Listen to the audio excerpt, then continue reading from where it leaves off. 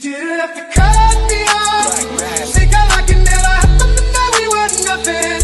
I don't even need your love, but you treat me like a stranger, and I feel so loved. No, you didn't have to stoop so low. Have your friends collect your records and then change your number. I guess that I don't need that though.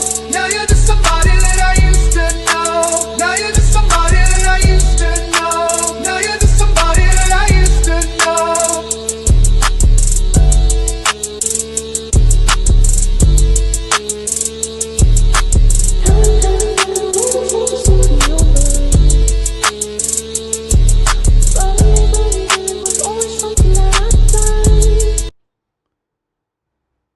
Sheesh!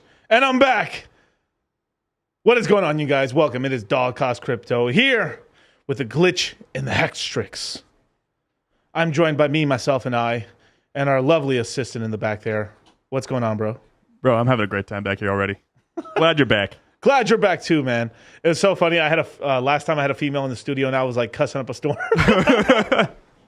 I'm a calming energy, man. Take it easy, you know? Definitely, man. And I just want to announce something that I finally got my Rolex back. New Rolex in the house, man. Sheesh. Beautiful, man. But, hey, what is going on? Yeah, careful with the chop. Yeah, the Hellcat is quite wonderful. I'll tell you that much. Fucking best daily driver ever. Fuck what you heard. Didn't something just happen to the Hellcat? When? Oh, yeah, they all got discontinued. Oh. Yeah, this 2023's last year. You can get them, and that's it. That's out of pocket. Yeah, that's not great. They're just Dodge decided to go all electric basically for all their high end models, and I think they're still keeping like some of the V6. I think the V6 they're keeping and stuff, and then they're doing like a hybrid model or whatever. But like, it is what it is. Sheesh. But what is going on, you guys? Hit the like button, subscribe, hit the notification bell, and please don't forget, you guys, follow me on Instagram, everywhere else, man. I am verified all over the globe and stuff. Here is my link tree. And beautiful, man. If you could pull my screen up for 1 second right quick. The Citadel, baby. Going on, man. Come in the Citadel. It's $100 a month for one of the best products in the entire world, man. This chat has almost 140 people in it right now. Dang. I mean, I don't know. I don't know what else I could say about this, man. Like, no bitch made ass motherfuckers in this chat. That's all I'm going to say. I tried not to cuss, but I couldn't do it. But basically, this is a chat where everyone can, it's a safe place to, to ask questions and stuff. It's a great place in between courses and stuff to kind of like get information. We do recorded and non-recorded AMAs to the group and stuff. We invite people into fight clubs, and if you got to ask about fight club, then you already don't know about fight club, right? As well as we do a bunch of these kind of like cool little flash webinars as well for the group. And anytime there's a big amount of news in terms of the I guess what's going on in the crypto space or Hex or any of this other stuff, we put you guys on and stuff like that. I mean, we've had some very happy customers, that's for sure. But hey, man, there's a glitch in the Hextrix. And what it is there's been a schism. There's been a schism in what we call the religion of Hex, right? We've gone from a one token, one god, sort of, I would say like a religion to like a pantheon, I would call it, yeah, like a pantheon of gods, effectively. And this is from the past, we were just like, buy this coin, stake it out, DCA, take profits here and there. And that was pretty much the crux of the community for the most part. You can liquidity provide a little bit here and there, but most people really never did. And now we've gone from, now we are LP farming, we're ratio trading, we're trying to buy lows or sell the lows. There's a lot of people trying to sell the lows. There's people fighting back. I mean, just there's people getting destroyed on LPs or making a ton of money on LPs. People investing all their money into one coin. People selling all their EHEX. Some guys selling all their PHEX. There is an idiot and a genius for every single avenue and stuff like that. And we just try to, pretty much give you some brotherly advice of like, don't wreck yourself, And this whole thing of being like all in one side, if it works out, it's awesome. But for most people, being all in on one thing or being under one strategy or just saying, fuck it, I'll emergency unstake everything, sell everything, I'm all in Pulse or I'm all in this or I'm all in that, is, I think, probably not the best recipe, if I'm being honest and stuff. Now, there is in terms of like some of the infighting that's been going on, right? So there's a lot of people that are fighting over EHEX and PHEX and all this other shit, right? And what ended up happening with that? The prices are lower. Magic. Look at the whole community decided to fight against themselves, and boom, prices are down.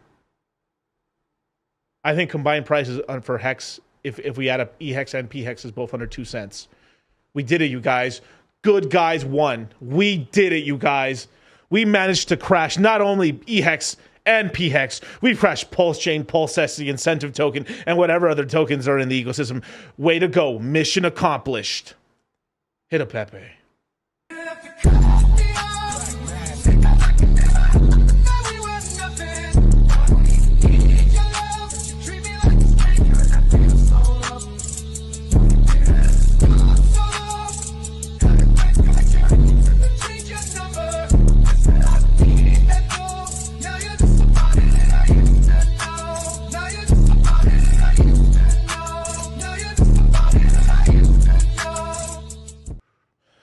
But unlike the other influencers, I have not abandoned you. Like Brawly, I can keep turning other levels. I hear they're trying to make Super Saiyan Blue like Brawly or some shit like that. But it's kind of funny. So people have obviously forgotten how Hart's Law works, right? How liquidity pools work, right? Well, if all these coins are all linked together, and one of them takes a shit, this draws the price down of the other one, which draws the price of the other one. If one really goes up, it pumps the whole. So, for an example, if EHEX pumped, let's just say EHEX pumped to 2-3 cents, PHEX would be like to the sky. But if PHEX dumped to the floor, EHEX would also follow suit.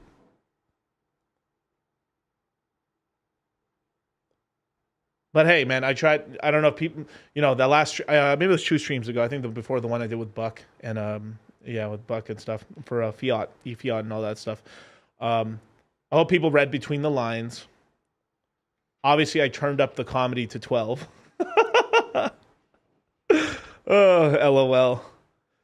But I was right about a lot of things, right? But really, the main thing I was just disappointed. I mean, the main thing was do not. It's your coins, your money. You can do whatever you want, right?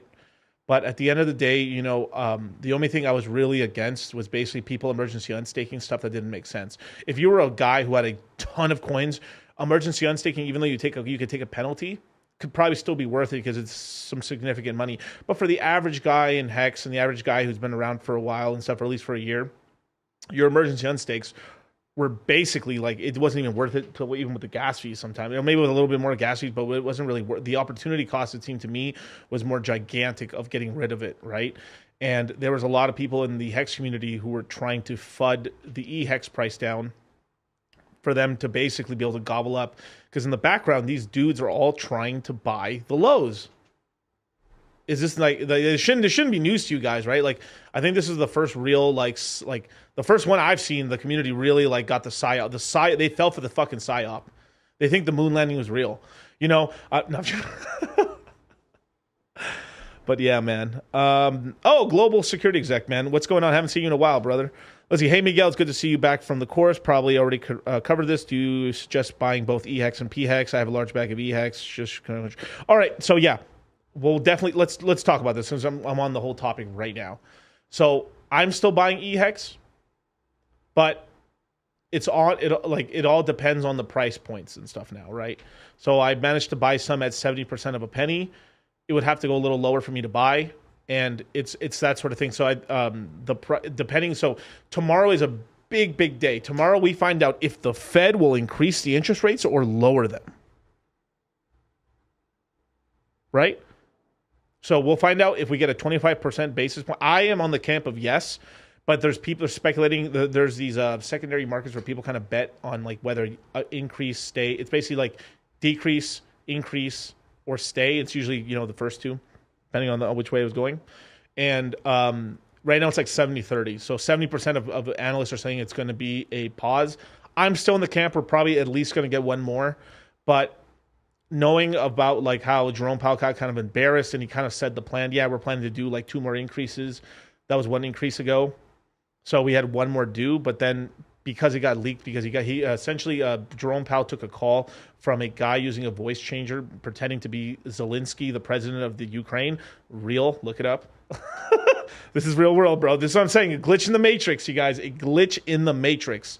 But they're checking this stuff. They're checking this stuff out, and because of the embarrassment, they basically decided to be a lot more basically bearish. So I'm fully expecting another increase from there.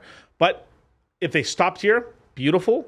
But if they did stop, we actually could get a temporary pump because people are happy. But then this is going to come after a nice little dump as well. Because normally when the Fed pauses rates, we have a nice little correction in the equities market, which will then, it's almost like Hart's Law for that. Equities crash, crypto crashes, right? If you have stock markets really crash, you have equities really crash, and you have crypto crash, right? But we're usually the first boat down and we pop up, right? So if all the boats get dragged underwater, we're kind of the first one to rise up because like, if you actually look at the crypto market, we're pretty much unlevered already. Everyone who was going to get wrecked got wrecked already.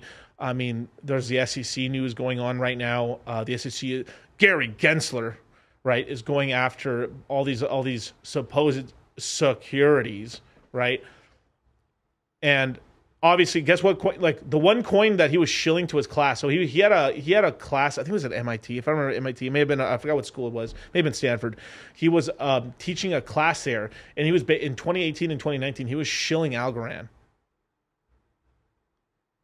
and magically Algorand wasn't on that list of coins that were securities.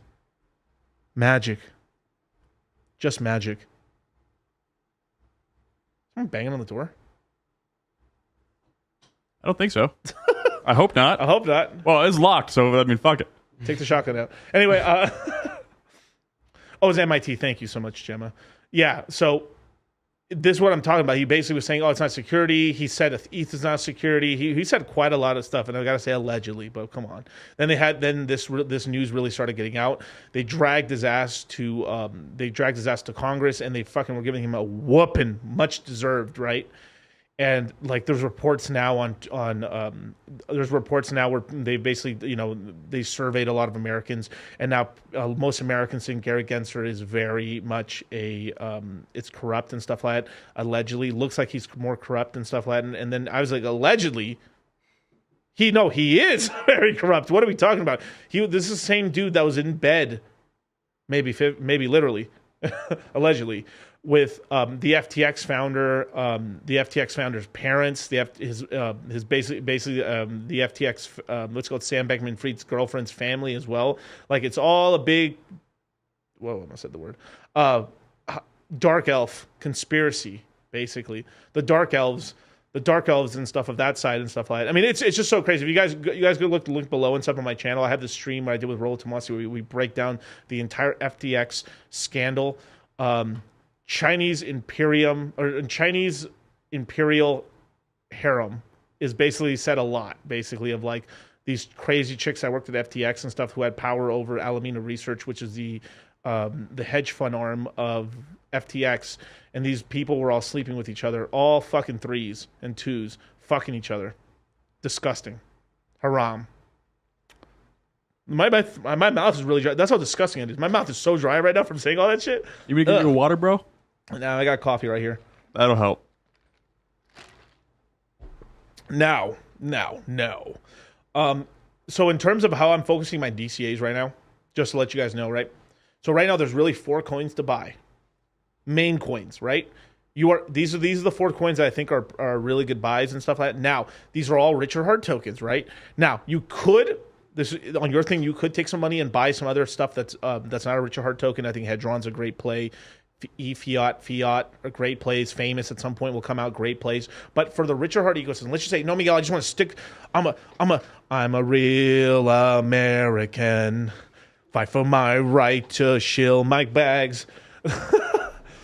I'm going to buy the Richard Hart coins, right? So the 4 coins you can buy, right, are obviously PulseChain, PulseX, PHEX, and Hex, right? There's really 4 only. And the way I'm doing my DCAs right now, I'm doing 30, 30, 30, 30, 30, 10. 10 being EHEX. And yes, the math checks out. Math genius, math whiz. You know, I beat China. I was in these math contests, beat Chinese kids. That's all you got to know. You know. I was actually like, it was so like racist to me at the time and stuff, because it's like, because I won, they didn't let me win, because then this kid, because they were asking me, were you gonna go to college? I said no. So like, yo, can you let Chung Lee win? And I was like, all right, I guess that's fine, whatever. So I guess it took second place in a math contest, I guess, but whatever.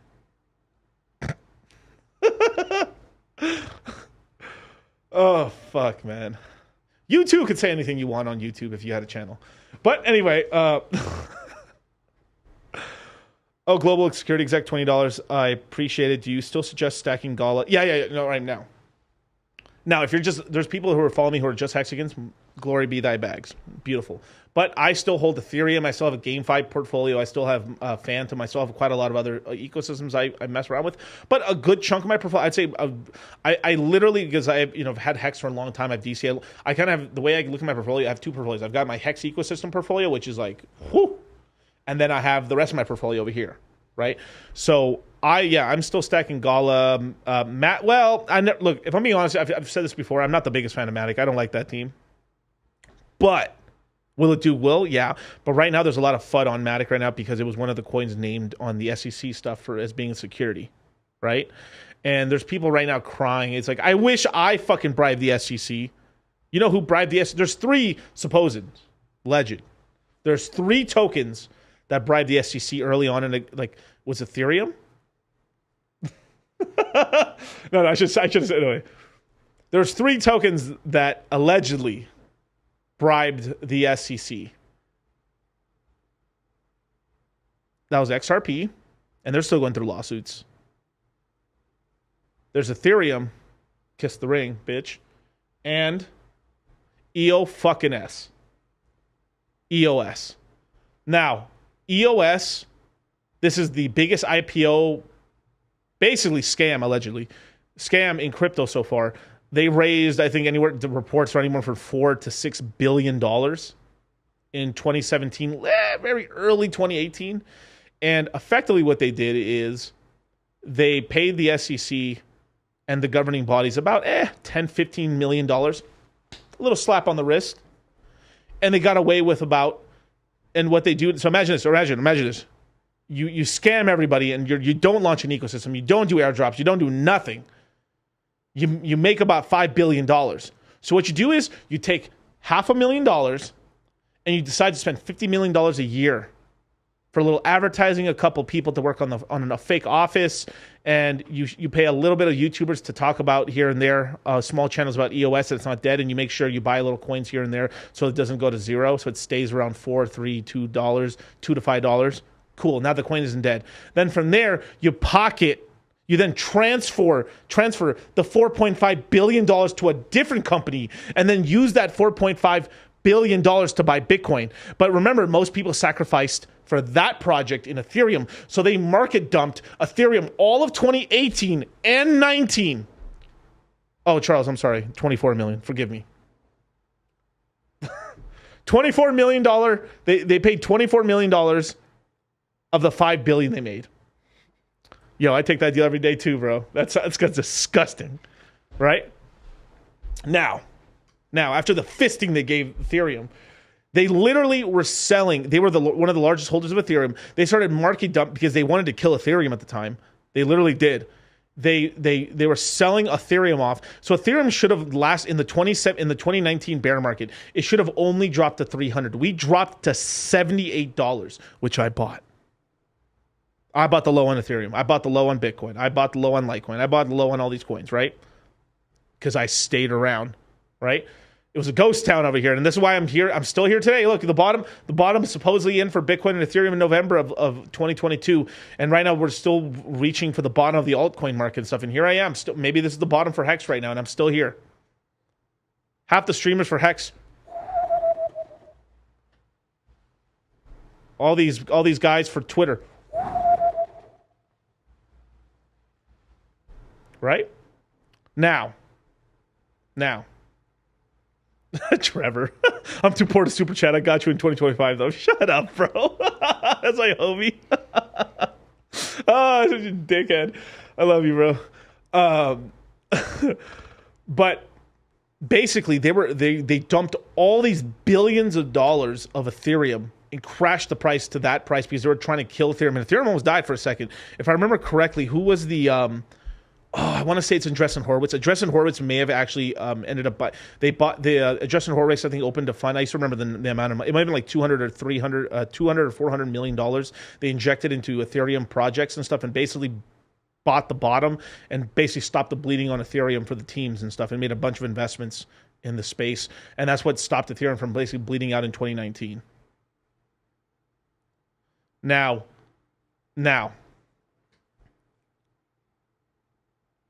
I mean, that was such a grift. Oh my God, I lost my train of thought. But basically, Gary Gensler, yeah. So these three projects, right? One that almost killed Ethereum. Ethereum's pretty dope, cool. Obviously, XRP, but still going through their bullshit. But look, XRP's about to win their case. So Gensler was like, holy shit, I'm about to look bad. I need to start attacking. And as well as when he was brought in front of Congress, they gave him such a whooping, well-deserved, that he was like, all right, they're going to fire me at some point. Basically, I have the rest of this year to do as much shit as I can because they're going to fire me. There's already a bill in place right now to get him kicked out of the SEC, and he definitely should, right? He is obviously abusing his power and going after like projects indiscriminately and stuff like that. It's kind of crazy. I mean, the amount, I mean, just for as an American, he is taking us down. Like, he's allowing our enemies to gain superiority in the crypto space, which is deadly. This is a new Cold War, right? We, as an American and stuff like that, I would say Western world. I mean, if you guys want to stay dominant and still be rich and make money and stuff like that, you need to have your weaponry and your projects out here in the space to compete in the global space, or you will get crushed and you will allow people you don't want to gain position, right? Crazy. Shout out Franklin. What's up, dude? Oh my God. Did I miss any more super chats? The real Jake Paul. The real Jake Paul. Is it still safe to be staking ILV? It's safe, yes, but in terms of like financially right now, no. I mean, I've been saying this for a while now. I've been saying it for all of 22 that there's really no point. I'm buying Illuvium and just keeping it there. I'm not staking it. Now, there's LPs and stuff that I had beforehand that I just kept, that I've been like getting yield from and stuff like that. And then I've been taking that yield and then just instead of making SLV2, I've just been making more ILV. So there's that. But for a person just trying to go into the ILV pool, the yield's really low. So I wouldn't really recommend it and stuff because it costs you a lot of gas fees. So you know, if you have a really decent amount, like you're doing like $20,000 or some stuff, like, and you decide to go in that pool, maybe. But like the yield, I mean, I think it's not worth it right now. So it's just better to hold the coin and just chill off. I mean, just not earn nothing on it. You know, that's the way I would play it.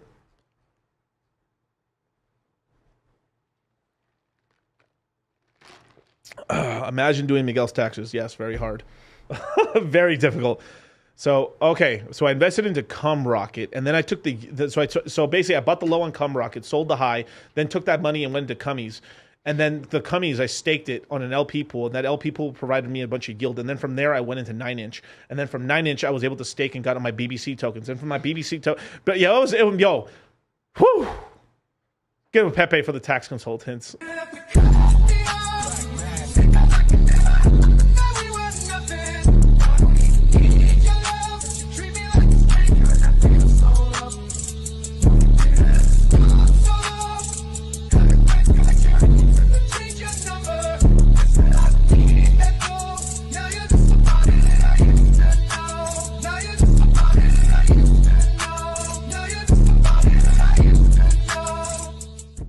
Sheesh.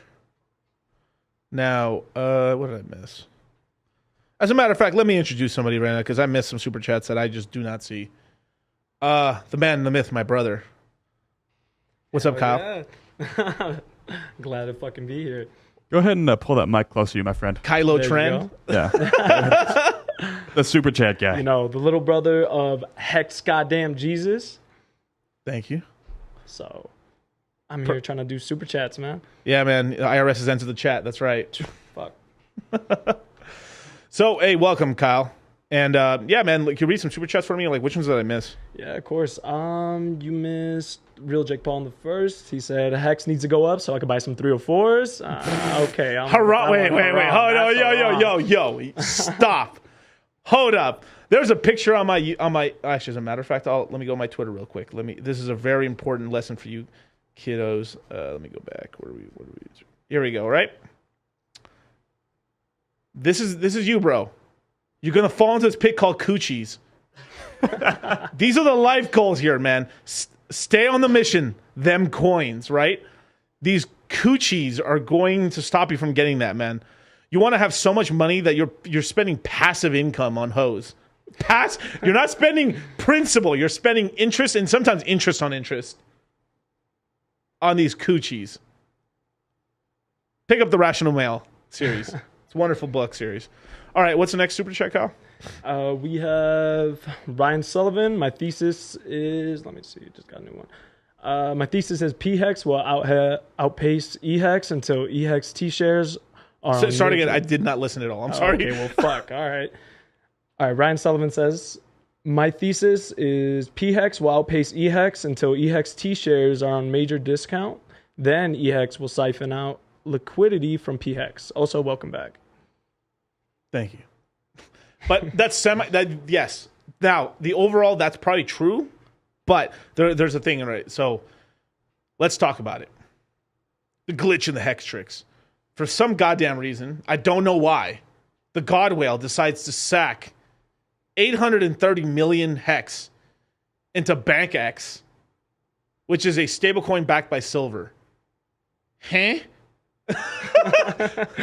Like literally, I think there was a total. There was like $2 million of sacks tops to that project and stuff. I mean, I never talked about it. There was a couple of channels that retardedly talked about it. I ain't gonna say who, but retardedly talked about it, and a lot of the OGs and just people who've been around in Hex for a long time were scratching their head like, what? So this guy who runs BankX, I can't remember the guy's name and stuff. He dresses terribly, but whatever his name is. Basically, he has $8 million of Hex right now currently, and he just recently released that he's like probably going to end up staking it on monthly stakes and then selling off the interest. So basically, the dude can pretty much, like with 830 million Hex, he can pretty much stake that for a monthly stake on eHex side and sell it for, he'll make like $55,000 a month, maybe $40,000 a month. Not bad income. We have no idea why he could have possibly done this at all, unless the God Whale wanted to FUD out the eHex price. Now, it takes a lot to shake me, right? That was like, what the fuck was that shit? Like, literally, when I read that in a Mickey Mouse house. I was like, oh boy, what the hell is that? Right? So I'm over here Blue's Cluesing and stuff, trying to figure out the clue, like, right? And like, all it leads to is either purposefully is trying to dump the eHex price. He fat fingered it, or he's kind of retarded. And I'm just hoping it was like a fat finger or just like misinformed or something like that. Because man, dude, like, or tarded, but like to a like bros.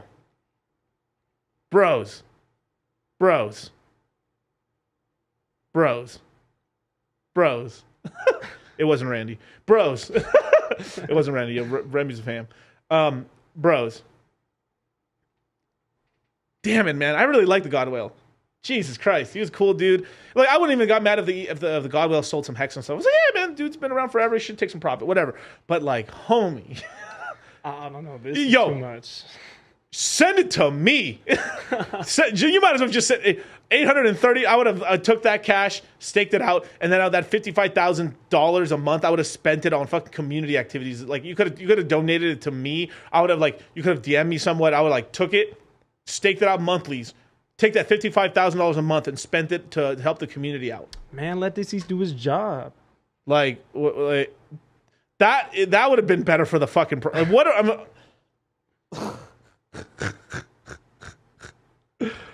Oh my God! No. God Whale is not our separate people. Completely separate people. Yeah, God Whale is not Richard Hart. Literally, it's not.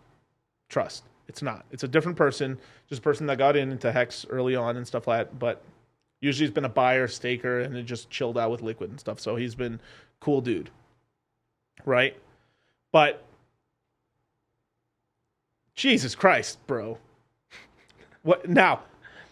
It's like that guy's been such a good dude, and he's had so much money because the guy. If you actually check with the God Whale basically was in the ICO of Ethereum. He's been into it, but he's made a ton of. So he was already giga rich.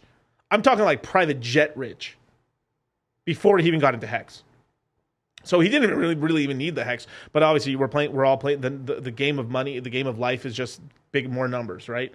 So he's been a cool dude and everything like that. And so it's like this guy's not an idiot. So it's got this whole thing scratching their head like. So then now there's like retards thinking like, yo, maybe BankX isn't a scam. If y'all put money into BankX without some like unbelievable amount like Richard Hart backing or some or like an insane shit, like it's got to be just so much backing and this or like this like the coin works. It's got to be something incredible. You've got to be a fucking retard to be using it. And real Jake Paul, you're probably right. He trusted the wrong. Should have been watching me, or Coffee, or Randy. And he probably has watched us. He's like, I'm for sure this guy's probably like watching around. So I know Richard watches. Like, well, Richard doesn't say this, but he does. He moseys around from stream to stream. Let's see what this guy's doing next. I kind of would hope he would have like a Zversky crystal fucking remote going next, skipping channels. See what's this guy? What's Coffee saying? Okay, cool. Next. What's Randy saying next? DCC skip. Let's just fast forward real quick. Fast forward and stuff, right? But it's kind of insane. So don't use PancakeX. If you do, you deserve what's coming to you, which is losses, or possibly your shit getting stolen, right? Other stuff with BankX, right? Supposedly, this is supposed, right? Allegedly, right? Allegedly, they had some coins stolen from them from like on the Binance chain, like $2 million worth of stables and stuff from like some sort of a flash bot attack or something like that. So. And then, like a few minutes later, basically an hour or 2 hours later, the God Whale sends a bunch of money and stuff. So, who the hell knows? We're gonna have to do some sleuthing around and figure out what's kind of going on in the ecosystem. But a lot of weird shit. That's very, very strange.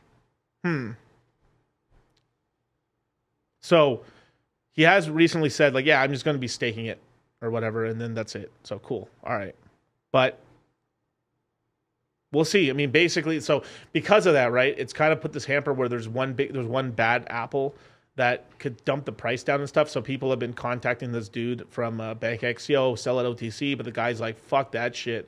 No, I want to sell it at a super high price and stuff, so I'm not going to sell it right now. I'll just stake it. And everyone's like, ugh, okay, fine, whatever, right? But basically, if the guy sold the whole 830 million EHEX, pretty much it would like.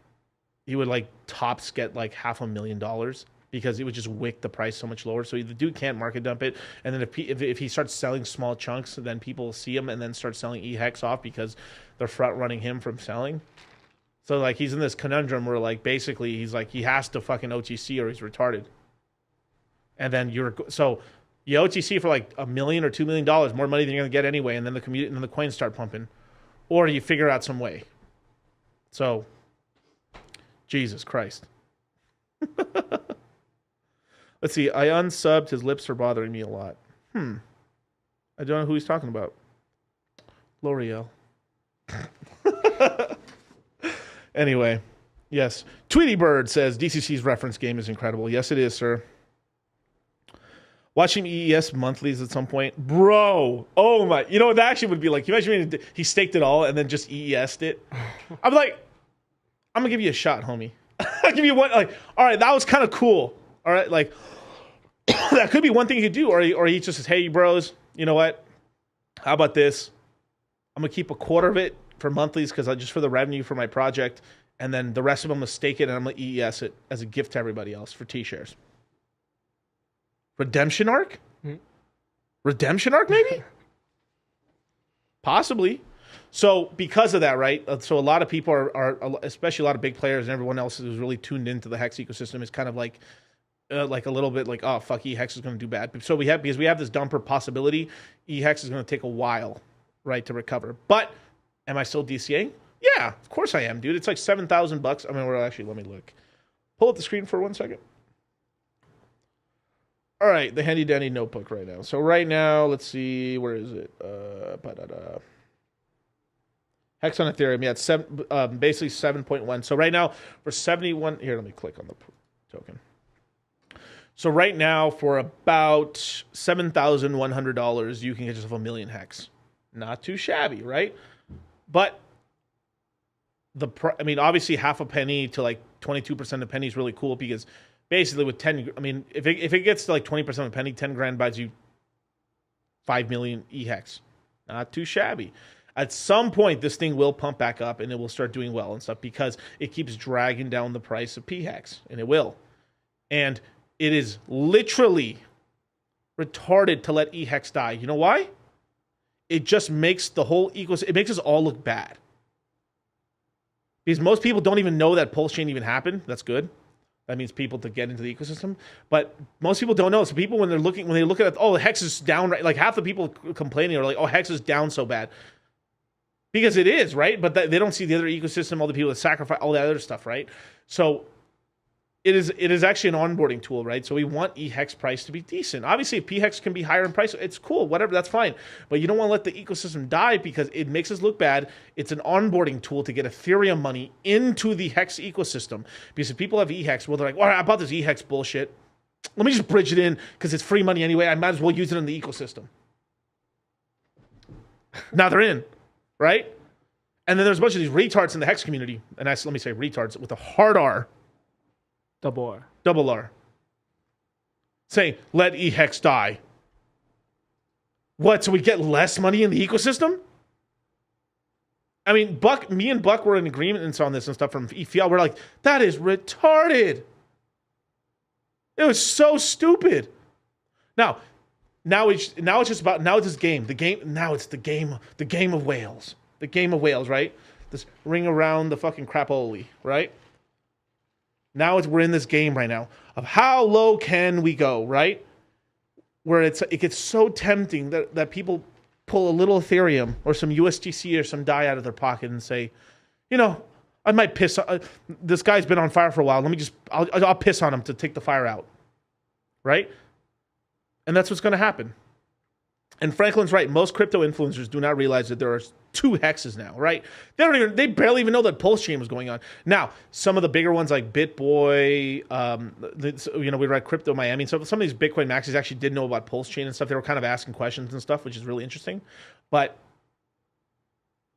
now, real Jake Paul, I'm only buying EHEX because it's easier and I don't have to bridge. That's lazy. I understand. But it's lazy. We have gone from a 1 token to technically 6, counting the Rolex, right? The stone on the Rolex, right? we're talking about 6 ecosystem tokens, right? eHex, PHex, PulseChain, PulseX, incentive token, and the Richard Hart wallet that is coming to a store near you, probably fourth quarter. Whoops. Those gasoline lights. But basically, we got 6 tokens with the 6th one on the way, right? We have a Richard Hart wallet, right? And Miguel, why would I sacrifice for a Richard Hart wallet? Well, haven't you noticed that all the wallets are all starting to share your info, and there was fucking leaks on Ledger and stuff. And I warned. I mean, look, if you said anything about Ledger, you basically look like a crazy person. It's true, but I'd always said I was more Trezor than Ledger, and one of the reasons why is because, for one, it's in France. Big L already, France. And then France is a real lefty-ass country, and then they were already pretty anti-crypto already, right? So just more L's, triple L's, right? How many L's before you become a L7 loser, right? Box, right? So basically what we're looking at right now. So basically what we're looking at right now is just this there probably will be a sacrifice at some point. I would imagine it's probably going to be fourth quarter because reasons, crypto mindset course, reasons, right? But that'll probably pump the price up, get rid of supply, and be an overall healthy thing. And then it will further kind of encapsulate the whole ecosystem and stuff like that, which is pretty cool. Or it could happen in 24, whatever it happens. You know, we're just rowing out here, you know, dick in the wind, wherever the tide blows us, right? But I actually see a reason for it, because we do need a wallet where basically the governments can't like access it or scam us or say, hey, no, that's illegal. We're going to start tracking your stuff. And you've seen look, I love MetaMask. MetaMask has now got all these disclaimers and warnings. Why can't it just be like MetaMask 1.0? Just leave it the fuck alone. We use that wallet. That's our paper wallet and stuff. Like, we're basically because of all this regulation that's happening, we're almost like divesting. We almost have to go back to paper wallets, like in Bitcoin days. And Sergio, I'm late, so is Hex no longer a no-go? I'm still holding a bit. Yes, it's still a go. But remember, you mainly should be DCAing. If you're like, Miguel, I'm only a Hexican. I'm only going to DCA into the Hex ecosystem. Okay. I've got $100. Where do I put? $30 into PHex, $30 into PulseChain, $30 into PulseX, and $10 into eHex. While we're waiting for this whole thing to go to shake out. Once it shakes out and it's dead as fuck, you have a lot of coins. It's up back alive. Oh, I'm such a retard. I should have bought more. Oh my god. Where's my bag? Where's my bag? Where's my bag? Oh my god, what did I do? How's the bag? Yeah. And it just is what it is. Then the Island Boys come back. That's a good comment. Right. We can't all carry heavy coins. That's true. Hey. Yeah. Now, let's see. Dude, whatever is being... Oh, yeah. It's all manipulation. Yeah, Joe 23. Yeah, there's a lot. Now, I would probably say Matic's pretty good coin. I mean, dude, at the end of the day, there's so many coins. Look, the exchanges... I mean, shout out to Coinbase. Coinbase is fighting back. We call it Coin Chad or Chad Coin or Chad Base. Chad Base. But, he's fighting for our rights to buy coins, right? And there are certain coins that the SEC said that are okay to get, and now they're saying it's not. And then, like, Coinbase is going, like, what the fuck? We follow, like, every rule in the book. I mean, it's been the principal exchange since 2013. I think it's 14 already, more or less. But, like, I think it was made in 2013 for Coinbase. But, the SEC is acting crazy. This is not right. You're hurting could you imagine if the SEC went this hard at the tech sector and nuked the tech sector, and instead the Chinese would control the entire tech sector right now? Can you imagine that shit? Can you imagine if the French controlled the tech sector? Do you know what like horrors the world would be going through right now if the French and the Chinese control the tech sector? As a matter of fact, we'll be right back.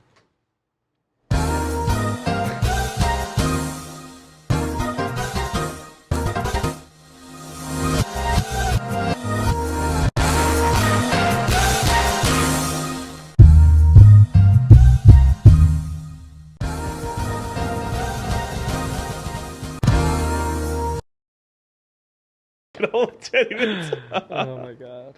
Hit the like button. Only here can you get orgasmed.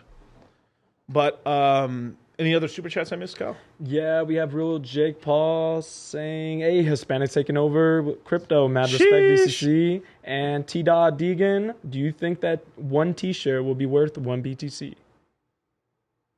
One T-shirt will equal one BTC? Yes. I said yeah, but now there's two, and now there's this whole game of like, is it what? I guess combined, I think yeah. And at some point, we for a while there, one T-shirt was worth, because right now one T-shirt of both EHEX and PHEX combined is not worth more than Ethereum, but it was at one point. At one point, we were like, It was there. It was there. I remember there's a time where we like, damn, wouldn't it be cool if a T-shirt was Ethereum? No, it was for a long time. Now we've gone down in price. I think we'll recover back. So it's just basically getting back to like our token being worth more than an Ethereum, which is awesome. Now, Ethereum's a moving target, though. I really do believe Ethereum is going to, on the low end, probably do $8,000 this bull cycle. It's probably going to do more than that, but like maybe 14. My heart's telling me 14, right? On Ethereum and stuff. There's been upgrades to it with Ethereum 2.0, the EIP 15 to 59. There's certain upgrades coming and stuff like that, even though people don't believe it. But we are a fork. PulseChain is a fork of Ethereum 2.0, right? Originally, we were supposed to get 3-second block times from PulseChain and stuff, but that was running on the old code. Now we only have 10-second blocks, and Ethereum, I think, still has 13-second blocks, if I remember correct. So we're slightly faster, but we're much cheaper and we have much more tokens and stuff like that. So we have, if you actually look at the Richard Hart tweets, I'll pull that up in a minute, but if we actually look at where Richard Hart was tweeting and stuff like that, pretty much like since PulseChain is launched, we have lowered significantly the gas fees of Ethereum. And this is pretty cool. So definitely, man. But any more? No, not anymore. We're caught up? Cool, All man. caught up. Beautiful, man. Lou D-O-double-G. Leo double G, what type of Rolex are you rocking? I am rocking it's been such a long time since I fucking wore this watch. Oyster Perpetual Just Date. 18 karat white gold, diamonds in the bezel. No, diamonds on the face and stuff like that. It's pretty fucking dope. I love this watch, man. You got to tell him what happened. You gotta dude. You got to fucking tell him what happened. Man, dude, big L. This is me, L on me, bro. This is big L on me, dude. Fuck, man. I'm sorry. So basically, I bought this watch like from the AD, right? And I must have bought it like January of this year or December of last year, and pretty much wore it for about a week, and it just stopped winding. It broke somehow, right? Jacking off too furiously, something crazy, right? And or just pushing the sell button or pushing the buy button too much, right? Whatever it was, right? It stopped winding. So what I did is, I took it to the store. Boom, hey, it's under warranty. Fix it. Cool. I've had a watch break for me in the past, and they took about 4 to 5 months. So I was like, yeah, but I was expecting. I was like, all right, bye, goodbye, right? Come back, and so basically, it's been about like what I would say it's been about 5 plus 6, almost 6 months now. And I'm like, damn it, dude, they haven't called me. They haven't sent it. Let me just go. Nothing, right? So I decided to go to the Win, right? Go to that Rolex store there. Boom, say hi. Where's my watch and shit? So they're like, oh, dude, we put it under your other last name by accident, and we wrote down your phone number wrong. It was fixed a week after you left it. Bro, that's an L, bro. Just L's all over. I was like, what? Amigo, you should have double confirmed. Yeah, the money too good that you don't even need to remember, huh? No, I do remember. But it's just like I mean, I was wearing other watches and stuff, but it was just like no. It's just I've had watches because like on the other I had the Bluesy and stuff, the Submariner Bluesy, and it also broke within a week or two of me having it, and I had to send it back. They had to send it to Switzerland to get fixed. Okay. Yeah. For this one, I guess they had an in-store shop or they actually could fix it in store. Yeah. I didn't know that. So, I mean, I was just like, oh, I guess your shit's gone for 4 months, right? That's why I wasn't tripping about it. It's fucking L's, bro. I'm sorry, bro. All right, amigo, but what's the next watch, though? The next one? What's the next watch? The next watch it's probably going to be a Meteorite Pepsi. Ooh. So Meteorite Pepsi and white gold and stuff. It's fucking sick as hell. So for you guys who don't know Rolexes and stuff, like they're about to, because of the EU, probably France more likely than Germany. Well, actually, no, Germans are pretty fucking retarded when it comes to their the green tech and stuff like that. So they don't want to allow anyone to mine anymore because there's meteorites and stuff like that on the ground and stuff. They don't want people to like really mine up these meteorites anymore. So once Rolex runs out of meteorite for the faces, there's gonna be no more meteorite in the watches anymore. So basically, if you can get your hands on a any Rolex that actually has a face that's a meteorite face on it and That's stuff, appreciating. it's gonna appreciate pretty well. AP. Yeah, I mean, I've thought about an AP. I haven't. I like Rolexes because I have a good relationship with the dealers and stuff. I've been able to get watches at cost and stuff. So it's like every Rolex I've bought, I'm in profit on everything. There you go. Pretty awesome. Take a Richard Mille. Other than the first watch I ever bought, I bought the Submariner, the two-tone, with the I want to say blackface. I'll say black. The one with the blackface on it. Like shit. And that one I'm probably down like $1,000 on it. It's, whatever, right? But all the other watches we have, like I'm up quite a lot and stuff. Yeah, there was one watch. The what was it? I have the Oyster Perpetual, Oyster Perpetual 41 in Tiffany blue. That one is probably the best watch I ever bought. Yeah. Bought it for like $17,000, and it's like it was worth at the top like 70 G's. I think right now it's like 40 or something like that. But hey, whatever. I mean, but the whole thing with these watches is like you can't sell them. They're very liquid. You can sell them. Now if you really needed the money to sell it now, that's if they're actually yours. You have the box and papers and everything. Remember, you have to keep the box and the papers and the card and everything like that. And I would even keep the receipts, of course. Just keep everything, right? I mean, you can Laminate them if you need to. Yeah, and if you buy, so I don't really recommend buying them if you can actually get it from the actual like authorized dealer. It's going to be tough, but it's a little easier now because the prices are going down and people are just like not in the watch buying mode anymore. But if you do have that type of scratch and you can run it and stuff like that, it's not a terrible investment. Probably stay away from girls' watches for the most part, unless you are getting like a really like a kind of a plain Jane without diamonds, like the Oyster Perpetual 36 with a pink face. You can buy that probably for $4,000 to $5,000, and it sells right now for like $8,000 to $16,000, depending on if they run out and stuff like that. So there's some really cool stuff, man. Y'all don't know this language? No liability, owe me assets. Yeah, that's exactly right, man. Kelly Clorox Blue. Oh, dude, that's cool, man. But let me refresh my page real quick. I pressed the button. There we go. There's the thing. Now, but yeah, that's what's kind of going on in the Rolex world. But the Rolex prices are coming down. So are APs a little bit, and so are Richard Milles. Now, I've seen some like things about Richard Milles, like they haven't. Every watch has gone down somewhat. Yeah. There's no more all-time highs. They're all coming down.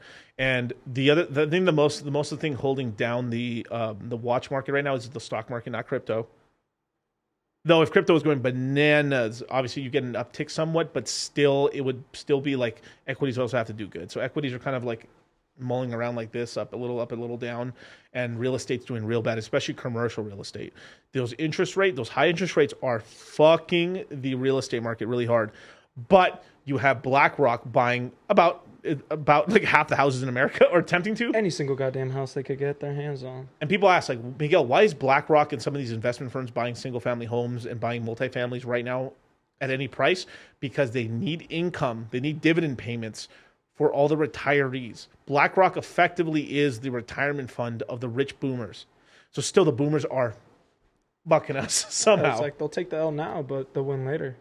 Definitely, man. DCC up on the watch game. Definitely, dude. I've been researching. Yeah. The reason I really Rolex. I mean, this is kind of true, like everything, right? Now, most bitches, because it always goes back to money stat, like money, clothes, and hoes, right? But like, was it money, muscles, game, frame, right? But the crux is people always fluctuate between money. I'm in money mode right now, and then I'm in girl mode and money mode. You should always stay kind of like in between. The money side a little higher. Yeah, always, right? Because you don't want to let your paper go down. But that's kind of what's going on there. So what is it called? BlackRock's a savage and stuff like that. Note to self, ask me about watches when I have bags. But no, definitely. Red Nitrous, if you have any questions about watches, I'll definitely let you know and stuff. I'm not the most expert on it, but like, so just go back to the thing. The reason you choose Rolex is, and the same thing Richard says, right? You need to have some, if you're whatever you're trying to do it for, it's a choosing signal, whatever. Most people don't know what a Patek is or a Richard Mille. or even an AP. Well, I'll say glance-wise, they wouldn't, They wouldn't. Yeah, but they know the name. yeah. Patek's actually the one they probably know the least about. But Yeah. AP, I feel like AP's, but still, regardless, right? The average person would probably be like, "Oh, that's a nice watch," but they probably don't know. Everyone in the world knows what a Rolex is. Yep. Period. Right, and that's depending on what you're trying. If you're trying to just sort of like not shadow wealth, but yeah, basically like sneak wealth and stuff, like shadow flex, where like only rich people would know that what you're wearing. Exactly. That's perfectly fine. But some people want to do stuff because they want to be flashy. They want to flex. Right. I mean, it's all that stuff. So it's like this is shout out to fresh and fit, right?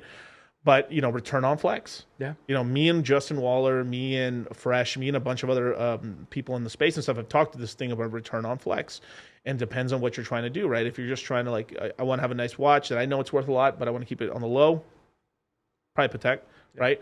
But or an AP, probably an AP. On AP is probably a little bit better because it's there's like only like 40,000 made a year, but still. One of those two, right? But then from there, W Fresh.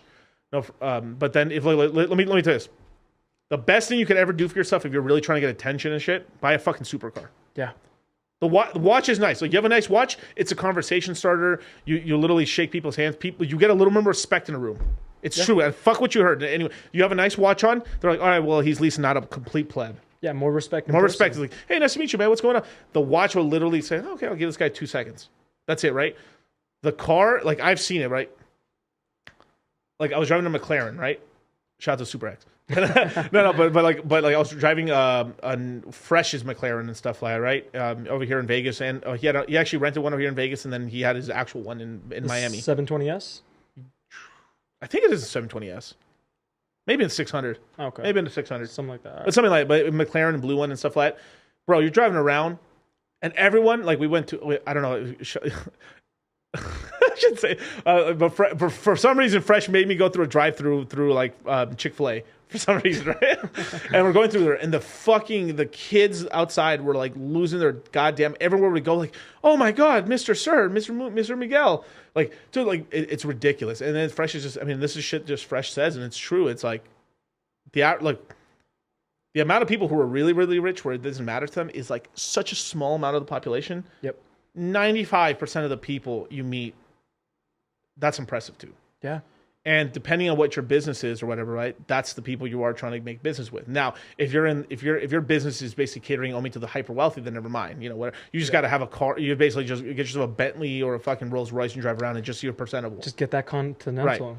Right. Just something to be presentable, right? But for the average person, right? You're driving and then two, most girls are stupid. Oh yeah. By the way, I'm doing a stream this Saturday. So this Thursday at 8 p.m. I'm doing an AMA. Ask me anything this Thursday. So all your best questions, super chat away. You get priority. But this But this Saturday at 1 p.m. I'm doing a stream with Nerd Girl about women in crypto and stuff like that. So obviously I'm going to tell the truth and stuff like that, but I'm not going to be mean about it. Right? Yeah, I have John Favell. I have a Porsche, but literally it's invisible next to other supercars. Yeah, well, if you have a Porsche 911, maybe GT3 at 3 or something, or whatever, it's really cool. But there is a thing. There's supercars and there's supercars that get kind of ignored. Yeah, it's true. This is why we're doing a webinar. Shout out to all the people who bought the Crypto Mindset course. We're doing a webinar called Return on Flex. Yep. That's going to be taught by basically Fresh, as well as a bunch of exotic car basically renters and stuff like that. So we have real data on which cars and which Rolexes, which watches. We have watch experts coming in about what's actually worth buying. Because if you're literally spending the money on this, you might as well get the most bang for your buck and get the most like open doors for yourself. Because I mean, the amount of people we've been able to help on some of this stuff, like suits to buy or what's this is not cool, whatever, right? Like. This is why you see a lot of guys just wearing trashy clothes, but they got a really nice watch on, and then like, oh, right this way, right? Versus you wear trashy clothes and then you walk around and it's like that. Well, Miguel, I don't care what other people think about you. You don't. You do. You do. Like you don't. Why'd you buy it? Yeah. Why the fuck you buy it? You could tell the time on your phone. Come on. Kyle, why are you asking real questions right now? I mean, come on. Well, you I just can't even tell the time right now. Look. And I find it funny when people shit on people for buying smartwatch. Actually, to tell you the truth, the most probably useful watch is probably the iWatch. We're being honest. Maybe a Fitbit, but like they're Jack and Fitbit stuff. Yeah. But probably an iWatch is like what you need really. And most you do some messages. It's linked up to your phone. You can track your steps. You're doing all this stuff. But come on. Got another super chat. Real Jake Paul again. What's a good first watch for someone making around 100K? I need to step up my game. Probably, well, if you can get your hands on it, a Submariner, you can't ever go wrong. The resale value is really good. Yep. If you're in the 100, he said how much? 100,000? 100,000 a year, I'm guessing.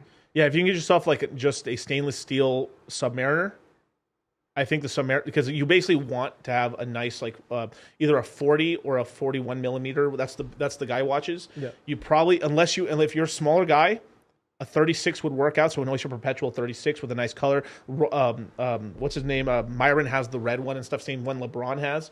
Those are really, if you can actually get some of the colored ones, those are really nice. But you basically want stainless steel, classic, oyster, like Jubilee, timeless, timeless and stuff. But basically, you have this is the classic. This is the Oyster chain right here, which is just the big links, or a Jubilee, which is like 3 little links in every link. It's like the Jubilee fits much better on the wrists and stuff. But basically, on these, you want stainless steel because if you're walking around and they're super scratch resistant. You're not going to fuck them up. Basically, right? And you want a nice watch. So I literally, if you can't, whatever Submariner you can get, beautiful. That's what I'd recommend to you guys. Can't go wrong. Yeah. Cool. Material goods will never amount to a life where you can do whatever you want. Yeah, dude, but that's also cope. That's cope too, bro. If you're really living out there, bro, it doesn't fucking matter. Like if you got who doesn't want to wear Rolex? Now, who doesn't want to wear something? This is the whole look, Black Hole Joe, respectfully, right? I'm not trying to shit on you. But I don't believe this whole minimalist lifestyle crap. Bro.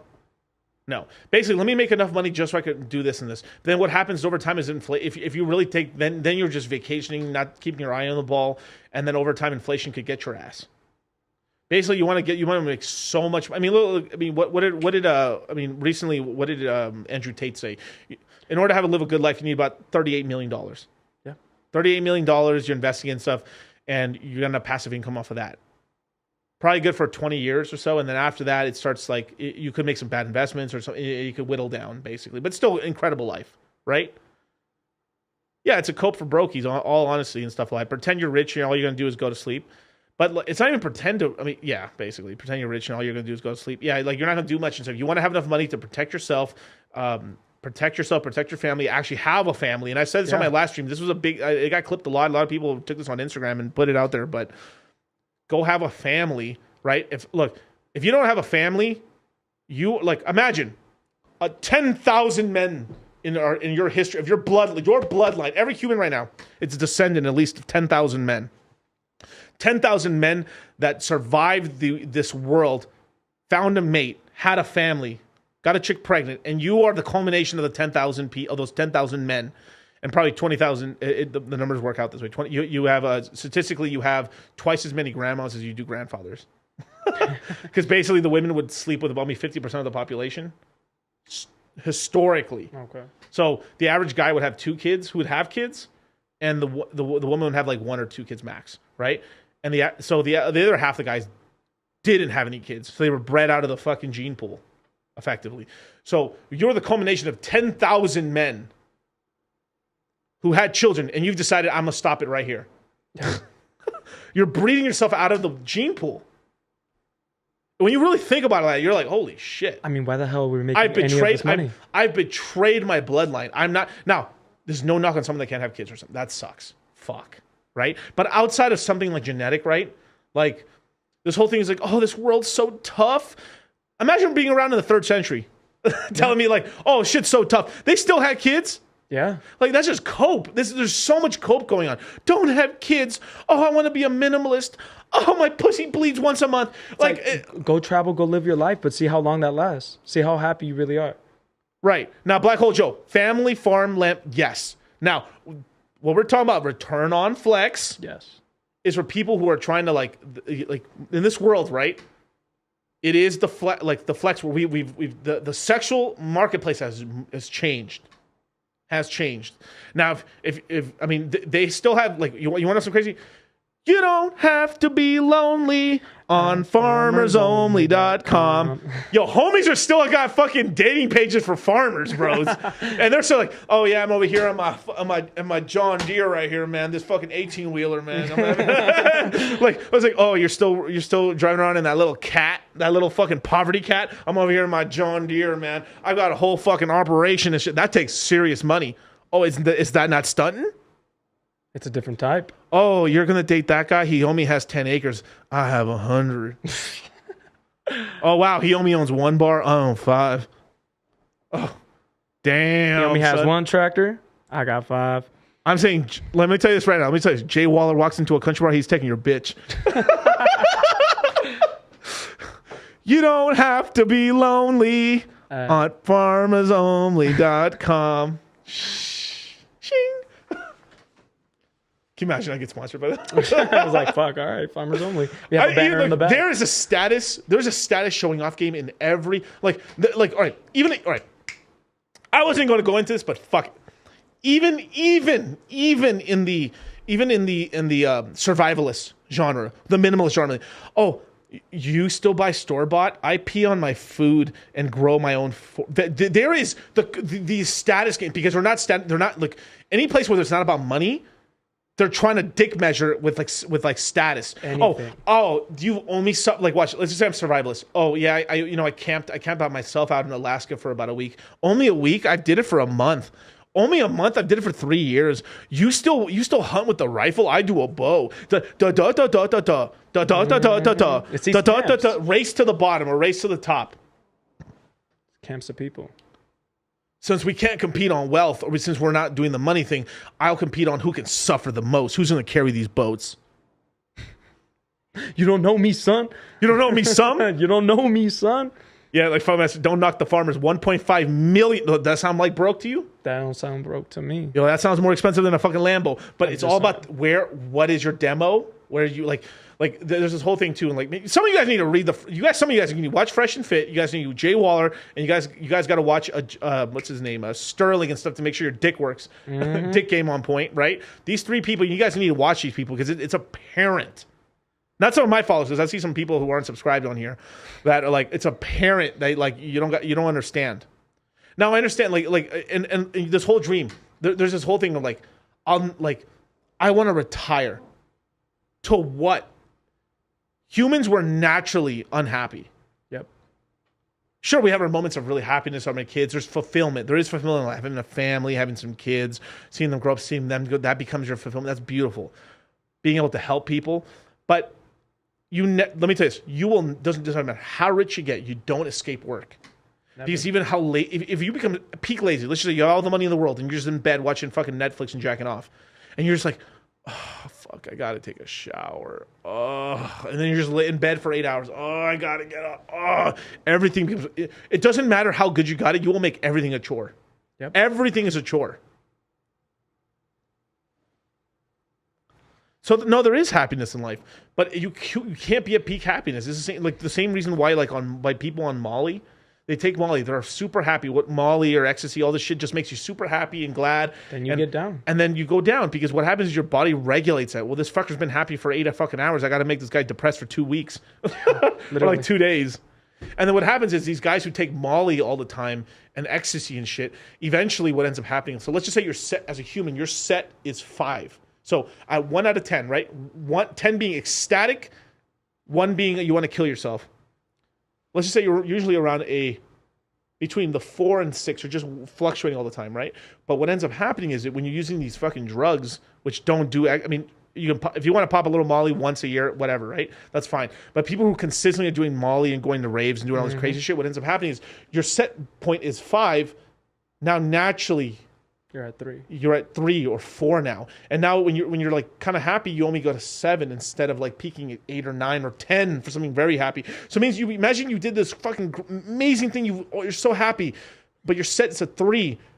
It only hits to a 7. Your dopamine, serotonin levels are all fucked up after. You get burnt out.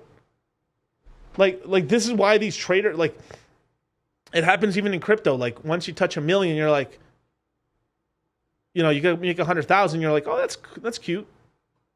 and then you like touch 2 million. Woo, baby, I'm out here. Yeah. Then it crashes back down, and then like, oh, $250,000, not bad. Oh, I'm at $1 million, nice, but I'm trying to get back to 2. Mm-hmm. Why? You're always chasing the dragon. You're chasing the dragon, but that's how humans are successful. Is we are chasing the dragon, and we do have to. So it's a very delicate line of chasing the dragon, but still taking time to smell the roses. Basically, It's having your priorities straight. yeah. Careful with Molly. And dude, fuck weed too. Fuck weed, fuck Molly, fuck drugs. Yeah. Yeah, wait, Karn, yeah, Rolo says happiness isn't an end state. Doing drugs, stay happy is dead end. Definitely, man. Yep. Now it's not laughing at a joke. It's not, yeah. You miss any super chats just in case? None that I see. Cool. All right. So let's show the prices one more time, right? So this is where we're at right now. This is PulseChain, right? A glitch in the Hextrix. Right now we are, actually, as a matter of fact, I'll show pulseburn.com. Let's see if I can go a little closer here. Yeah, there we go. Cool. I made that bigger. So basically right now we are, so there's a little thing underneath the price right here, and I'll make sure and give you guys the website pulseburn.com, right? It says 0.87 sacrifice. So that means right now we're below the sacrifice rate. That means a normal guy who sacrificed $1, right, should have got a certain amount of coins. So right now, if the guy bought at sacrifice just by himself, he should be down about 13% on the sacrifice. Not that bad, right? Now, if we go to PulseX, it is at, where is it? Oh, there we go. 0.04. So right now, people are down 60% on their sacrifice right now. Not too shabby, right? But, so for PulseX, it's down enough. Right now, we're getting close and stuff. This is, I think that, like, if you look at these prices, pretty good price at DCA. My last DCA was at 7. I managed to DCA, I think that's it. It was a 7.8. 7.8. It was my last DCA into Pulse, and then I did a little small one, and I did a little bit into PulseX, and then I did some to PX when it was at a penny flat. So I'm up a little bit right now on that DCA. But because people are fighting, and then we're going to see tomorrow what's going to happen. I think we are going to get a Fed raise, 25 basis points, nothing crazy. But this will, here, I'll give you guys the website as well, just so... just so you guys can know, Kyle's also going to be helping me out quite a lot on the streams and stuff now. Hell yeah. And on Charlie's here and there as well and stuff. So shout out to the team. Go Team Venture. Oh, you fucked it up, bro. Fuck me. Go Team Venture. Like, fuck. I almost went for Aqua Team Hunger Force for a second. I was like, nah, Team Venture's cooler. Team Venture's way cooler. Way cooler. But that's pulseburn.com right there. And then I'll also give you guys the deck screener for PulseChain as well, so you guys can actually look at the prices. Boom. And then I will also give you, where is this?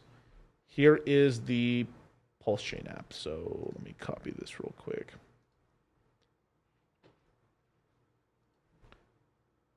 There we go. Cool. So share my screen one more time, good sir. So right now I've just linked the PulseX website. Basically, if you go on this website, connect your MetaMask. It's safe. Don't worry. Right? You will be able to get the PulseChain thing. You'll be able to get the PulseChain RPC, and then from there you just toggle from Ethereum network to there. Pretty easy, not bad, right? I'll link you guys the PulseChain bridge as well in a minute. But from here you'll be able to tell like how much like a PulseChain is worth, right? So right now one Pulse is worth 2.46 PulseX. Right now we have a DAI Ethereum. So let me just tell you. So when you bridge over Ethereum from PulseChain over here, you will receive this right here, Ethereum from Ethereum, right? So right now this is worth about $1,738. So it's within $10 of the real Ethereum price, up and down. So it's very stable. So this is what I am recommending people if they do decide to like bridge over funds outside of when they get some Pulse. I do recommend them actually bridging wrapped Ethereum. It's probably the most stable. It's what I like using myself personally. And you're able to, you can buy some PulseX, you can buy PulseChain. I do recommend having all three, PulseChain, PulseX, and Hex. So notice right here, there's Hex and there's Hex from Ethereum, which is PHEX, the one that says Hex, which is the one here. So if you have Hex on Ethereum, you can bridge it over. So you can actually bridge over your regular eHex over here if you want to just trade around or just want to be buying it cheaper, or you could bridge it back and stuff like that. So that's kind of the whole gist of that. So you can take it down now. Thank you.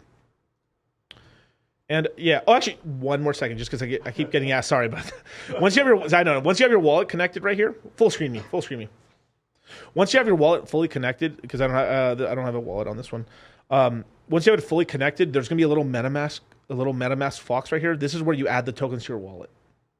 So what you should do is just add some of these tokens, PulseChain. I mean, the PulseChain's already going to be there, but you add the DAI, the Hex, the PHEX, the incentive token, the PulseX. Basically, all these starting tokens here, just add them all to your wallet. So now you got it, and now you can get a trip about it. Because I've had so many people, Miguel, I sacrificed. Or Miguel, I sacrificed. Where's it at? Where's that? Well, my coins are rugged. Bro, did you click the fox? Oh, there they are. So fuck, sorry. My bad. Down bad. But that's where it is. And then in terms of the bridge, pulsebridge.com. Can you show the wallet? Or show the wallet. Show the screen. So there's pulsebridge.com, right? Once you connect your wallet, you then unknown network PulseChain, right? So you're going to be on Ethereum, and then, right, you then choose Ethereum, right? So if I were to transfer one Ethereum over here, basically there's going to be a small bridge fee. There's going to be a small bridge fee. It's very small, but it's going to be you're going to be at basically 0.98 Ethereum. So you're gonna if you bridge over one Ethereum, you're gonna get about 98% of an Ethereum over. Okay, not bad.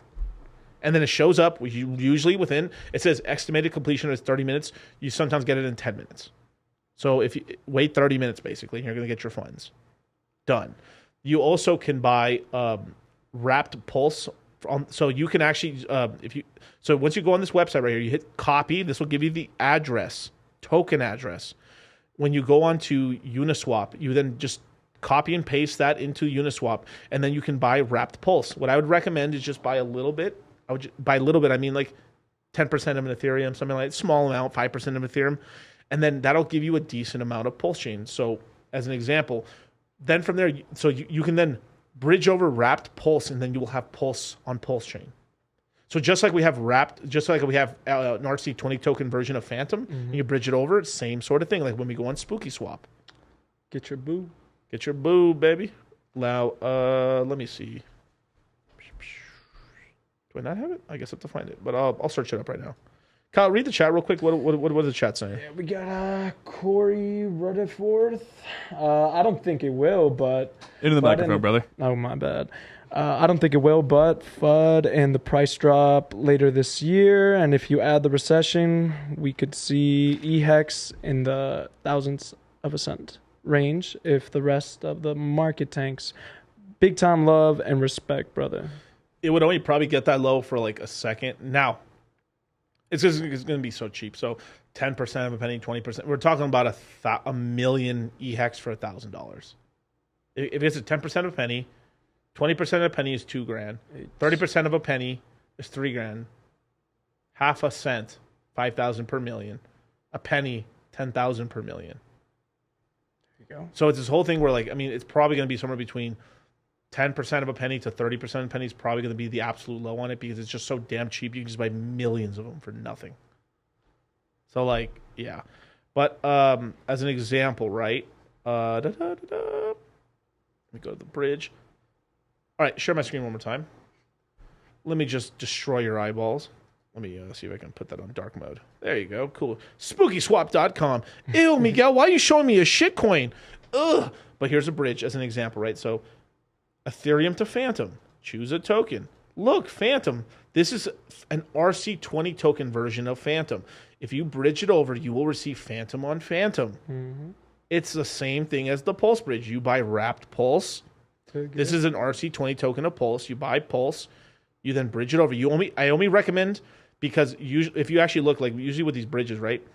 It shows on this one that there's 600,000 Phantom. I mean, in terms of the bridge, it's not a lot, but I usually like to do a little bit, enough to give me. How the hell is my battery low? No, but basically there's double check those cables are connected. Yeah, right there. I don't want my laptop to die on me. You know, I think that go ahead and unplug the spare laptop there that you were using and plug that one in there. Did that work? God damn it. It's always the simplest things, ladies and gentlemen. Anyway, back to your social program.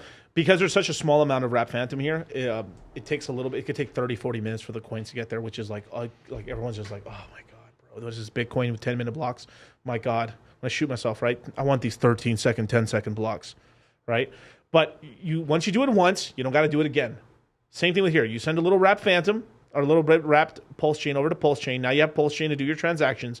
The average transaction is costing something like 800 pulse to, what is that? 800 pulse to about 3,000 pulse per transaction. Miguel, isn't that a lot of money? Well, let's find out. Wrapped pulse. Let's go down here. Don't panic. Let's go down here to USD. Let's just say the most expensive swap is running me 4,000. So if for some godforsaken reason it costs you 4,000 pulse to swap some of your wrapped Ethereum into more pulse, it's 34 cents. The average really is going to be probably 600, which is 5.2 cents. I mean, since you guys are such minimalists and stuff like that, and obviously you guys don't buy Starbucks coffee or anything like that, right? You guys, I mean, I think we can find we can find the spare change on the floor. Yeah, they'll do it. But no, jokes aside. But so basically, you just send that. I mean, basically, what I probably would send is something like $20. I mean, how much is $20 a pulse? 230,000 tokens. I think we're good. I think we're good on gas. Exactly. So once you send that over, you're like, probably wanking it, Pornhub or something like that, whatever you're doing and stuff. Don't do that. But hey, some of you guys are like, don't indoctrinate yourself. Don't hurt yourself, man. But hey, some of you guys are like, whew, got a rash. And then you guys are doing that. And then from there, you wait. Oh, it's there. Cool. Now you bridge over wrapped Ethereum. Or you can do both at the same time. So what you do is like you bridge over first the wrapped Pulse chain. Now you got Pulse. And then you go over here to wrapped Ethereum or to regular Ethereum. And then you bridge over to Pulse chain. And then both of them, both of them will show up within relatively the same time. And now you're cooking with gasoline. Yes, sir. Laughing all the way to the bank. Yep. Cool. I think we got some super chats, Kyle. What do we got? No super chats. We got some. Oh, okay. Was that the Corey one? Yeah, that was. Oh, that's the one you read. Okay, sorry, exactly. my bad. We do have a good question here by Ma. Yeah, go ahead. At DCC, Coinbase left Japan even though it has good crypto regulations. Coinbase made a public comment that they want regulation. So why leave Japan? They're probably grandstanding a little bit as well. It's not easy to be in business in Japan and stuff. You're basically kissing someone's hand, the governments or the yakuza, or you're kissing somebody's hand and stuff over there. And it's really like, I would imagine, like in South Korea. Effectively, it's just a couple of monopolies to control it, and there's only a certain amount of licenses that they give for some of these businesses. But Coinbase will probably be back to Japan at some point. It's probably just to make a point, basically, I would imagine. And then we got Logie33. What is the staking ladder of the Island Boys? Where's that quote? Logie33 on chat. Ah, okay. Sorry, what is the staking ladder of the Island Boys? Well, probably 0 on Pulse on EHEX now. They probably kept their 10 or 15-year stakes because they literally would get nothing for those. But basically, I mean, I would say they're just probably all most people aren't even staking on EHEX or PHEX right now. They're just collecting liquid. Basically, it's kind of this one thing where we're stacking coins right now, and then once the dust settles, then everyone starts staking again. But you notice a lot of YouTubers, normally the Hex YouTubers would be like, hey, man, stake your coins. And fucking almost no one's saying it anymore. Yeah. Outside of like people just doing these weekly or monthly stakes and stuff like that.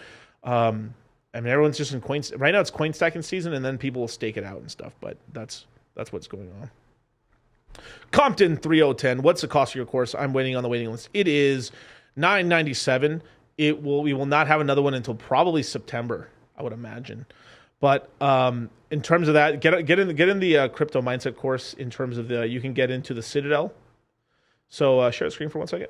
So for every month that you're in the Citadel, you get $50 off the current crypto mindset course. It stacks. So you could pay with crypto, get 15% off. And then on top of that, another $50 for every month that you're in the Citadel. So it really makes the course much more affordable, as well as for people who just want to like have an active chat group. This is a really good place. You can ask a lot of good questions. You can add me and Charlie, as well as Kylo Ren or Kylo Tren.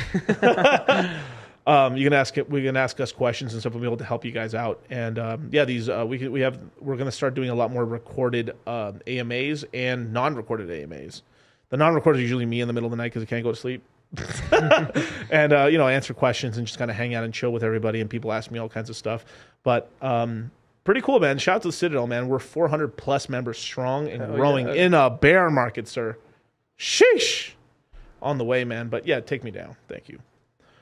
But yeah, join the Citadel, man. It's the best place. It's really the best place and stuff like that. No, we don't make fun of no one. We help everybody out and stuff. There isn't this whole thing is like, I'm so superior to you. Da da da. Like there's a lot of these other fucking hex groups. They're just bullying people, bro. It's kind of like pathetic and shit, and little dick syndrome shit.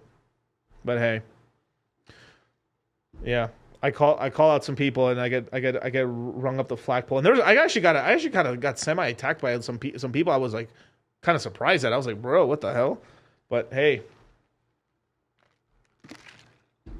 funny. Edward M, what did the Island Boys do in regards to turning against Hex? I mean, basically, we were just trying to fight it out because they wanted it lower, and then they were basically trying to by fighting E-Hex, they were going to lower P-Hex's price, and then they were able to buy their bags. So basically, they sold probably at 3 cents or so, and then had to crash down, and then they basically wanted to triple up their bags on PulseX, on P-Hex, and then probably buy E-Hex back later. So that's kind of the master plan. So basically, while everyone's suffering and the prices are down, they're going to triple up and quadruple up their bags, trying to at least, and at everyone in the community's expense. Pretty awesome. And then we got Valen. Remember all those people saying they would kill for Hex at Ascent? Oh, yeah. Where are they now? Where are they at? I don't see them. Let me check out my contacts. Maybe I could see them better. Oh, bro, I would kill at 9 cents Hex. I would kill for a penny, bro. You won't even know the disgusting, dirty, filthy fucking things I do to my family for that. Like motherfuckers. But yeah, shout out to the Golden Knights, man. Stanley Cup. Sheesh. Shout out Pepe for the fucking Golden Knights, man. Didn't have to cut me off. Think I like it never happened, that we were nothing. I don't even need your love, but you treat me like a stranger, and I feel so loved. No, you didn't have to stoop so low. Have your friends collect your records and then change your number. I said I don't need that though. Now you're just somebody that I used to know. Now you're just somebody that I used to know. Now you're just somebody that I used to know.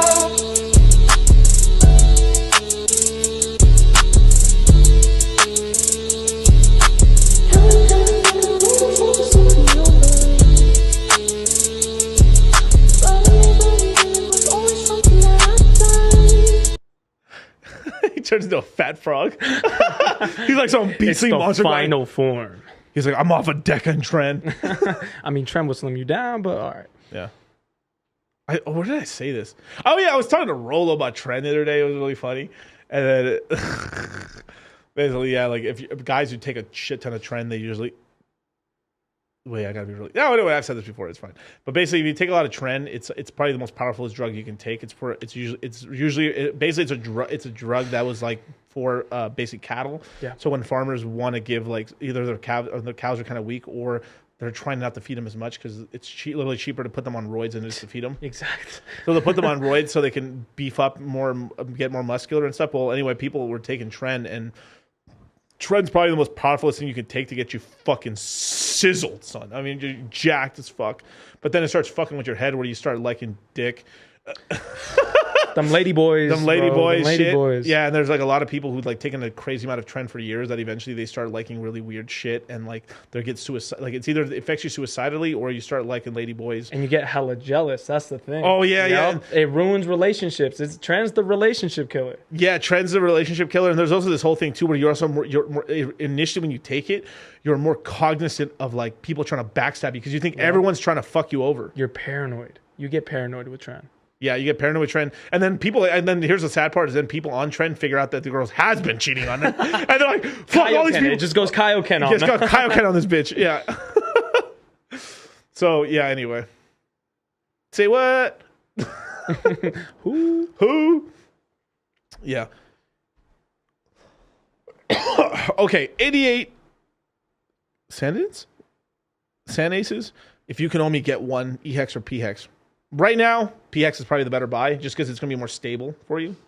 But I don't think E-Hex is dead. I'm still DCing into E-Hex. So there you go. We'll see where it goes. Yeah, I mean, if the price is dropping, it doesn't take that much money to get a shit ton of. You want millions. You guys want millions of EHEX. It's coming up. Let everyone like this stream is not going to be some FUD stream. Like I'm not going to lie to you guys and tell you like, no, it's all over. It's done. It's going to just for me to load up my bags on your expense. I am do that. There's a lot of YouTubers, a lot of people saying, "Yo, EHEX is dead and all this stuff is dead, bro." Dude, if EHEX dies, bro, like, oh my god, that'll crash the price. And that's what they all want. They all secretly want. Oh my god, I didn't sacrifice enough because I didn't believe. There's a lot of OGs that didn't sacrifice. Really, you'd be shocked. Yeah, and they're like, this isn't fucking fair, bro. Like PulseChain's only down 13% from the sack because people who sacked large amounts and stuff are still hella up. If you're like a top 30 wallet guy who sacked and got multiples and shit, you're really up right now. And they're like, it's not fucking fair, bro. Because basically what happened is when PulseChain happened, effectively we've doubled the supply of Hex, and now we have all these other tokens. But how it feels as an OG and stuff is a lot of OGs feel like they've been diluted. I've only grown in status. I've only gotten more powerful, bro. Everyone getting cucked out. I'm just Thundercock out here. Thundercock. I don't know. I was gonna go some joke, but I couldn't do it. The lion, Thundercock. Yeah, the lion. Ho! I just pull out the fucking thunder. Or just He-Man now. He-Man, yeah. Or Thundercats. Yeah, they wish to sack more Hex and stuff. And to tell you the truth, most people at the time, during the PulseChain sack, most of us didn't have that much Hex at the time. Liquid, because we were good Hexicans and we staked and stuff, right? But so everyone sacked. Everyone was pretty much within range. Some people didn't sack at all. Nah, this is stupid. I'm not giving up my precious Hex. I'm not doing it. So now people, OG Hexicans and stuff are feeling like diluted, and they have been diluted. Yeah, they're less important in the ecosystem. But what you do is you keep buying because they were resting on, I'm just going to live off these bags. Now, you still have EHEX and PHEX. You still have those bags, so Gucci, cool. Hopefully you didn't fumble the bags, right? Because like let's just say as an example, EHEX dies. What's changed? Nothing. We still have the same fucking amount of coins. What happened? We just basically went on this fucking dick ride. We went on this fucking like whole tirade. The cock carousel, of this fucking snapshot, and then what did we end up with? Same amount of coins. Beautiful. DCC overload character. We got Logie33. Do you have any Hex launch OG stories? Will it be similar to Pulse? In terms of, can you elaborate your question a little bit more in terms of like people like stopping their DCAs or people like all inning, or what do you mean by that? If you could just elaborate a little bit more, thank you. Read another question, Kyle. Here we go. Ross Hex, the using of Raspberry Pi idea to do your crypto is interesting. Trezor and Ledger work on Linux. It would work and stuff like that. Just be safe with it and stuff like that. I mean, yeah, it's fine. Then we got Optimally, Turkestrone and Tonkat Kali or Ali. Up your tea naturally. Yep. I mean, hey, to a certain point. To a certain point, but test yourself first. Make sure it's actually working for you. Shout out to my boy, More Plates, More Dates. And Derek and shit. What's that? What does he have? Gorilla was it Gorilla Mode? Yeah, Gorilla Mind is his company. No, but the test booster that he has. Oh, I don't know the name exactly, but I think it's just their T booster. The T booster basically has a giant gorilla on it. And has a Tonkat. It has all that shit, but basically it will make your testes bigger. It will make your testes bigger. Facts, I know. We measured. No homo. But no, I'm just joking around though. But basically, yeah, it makes your balls a little bigger and stuff, and you're supposed to cycle off of it and stuff like that. It's natural and shit. It's cool. But in terms of, is it like taking tests or like, no, bro, it's not. But like, it's not the same. Make you feel a little better, sure. Yeah. I mean, if you could feel better naturally, all to you, all the power to you. Yeah. The one I wouldn't try, like I've had negative effects. I tried the what is that weight loss one? Like the stimulate AM2. No, there's one that has the Yohanbein. Yohanbein, bro. I become an asshole in that shit. It gets you irritated. I become super irritable. I've taken that stuff and I'm just snapping at people. I haven't taken it in like 4 years, not 3. No, I was taking it in 21. I took it in 21 for like a little bit, and I was like, I'm being a dickhead right now. And I stopped taking it. I was like, what the fuck is this shit? So like, it's supposed to help you out with like workouts and stuff like that, and then, like weight loss and stuff. And then, like, it just made me super annoyed at everybody. So this is why like some stuff like works for some people and some stuff doesn't, because your body just, everyone's a little different. So That's why always test yourself. Always make sure it works for you. Yeah. Dre Sims, DCC, are you getting the Apple goggles? Bro, I've been on that waiting list since the jump, bro. I'm going to get one of the early models of it. Streaming on the goggles. Streaming on goggles and stuff. I'm going to be, bro, I'm like, you're going to see me on here just doing like the metaverse. You guys just doing the Ready Player One. That's exactly what I'm doing. I'm going to do my new intro is going to be like, as I enter the metaverse, it's just going to be all these fucking rug pulls. Like, the best thing is every startup, you just have your what's it called? Pepe playing the entire time. Yeah. Sean T-shirts, eHex is going to outperform everything. Critically think about why this is true. eHex is going to outperform everything. Critically think about why this. Well, it could. Everything's going to outperform for certain cycles. It's just like what like let's just say eHex really runs hard, cool, and then it's going to chill out. PHex will run, and then from there it'll be this whole thing of like PulseChain will start running. It's just like all these. Maybe one will do a little bit better, but there's going to be like. Every time we have a major pump in the ecosystem, one's going to be the shining star. Maybe this time eHex is the one that pumps like crazy. It's just like, wow. And then PulseChain is going to be the next one on the next cycle. And they all do really well in the pumps, but one's going to do like really crazy. Then PulseX will have their, and then this or that. I mean, it's all situational and stuff. Like they're all going to have their time in the sun, effectively. Yeah. Do you think Coinbase will leave the United States? Not really, no. But they could. I mean, well...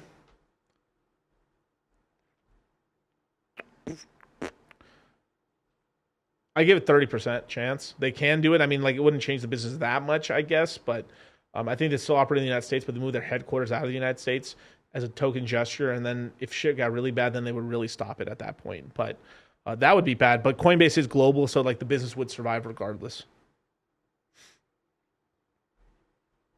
Reframe my question. Any fun or serious OG stories, anecdotes that have similarities to Pulse launch? Yeah, I mean, well... Yeah, I guess once so initially the price of PulseChain, all these things started at a decent. I think what is it like? I'm trying to think.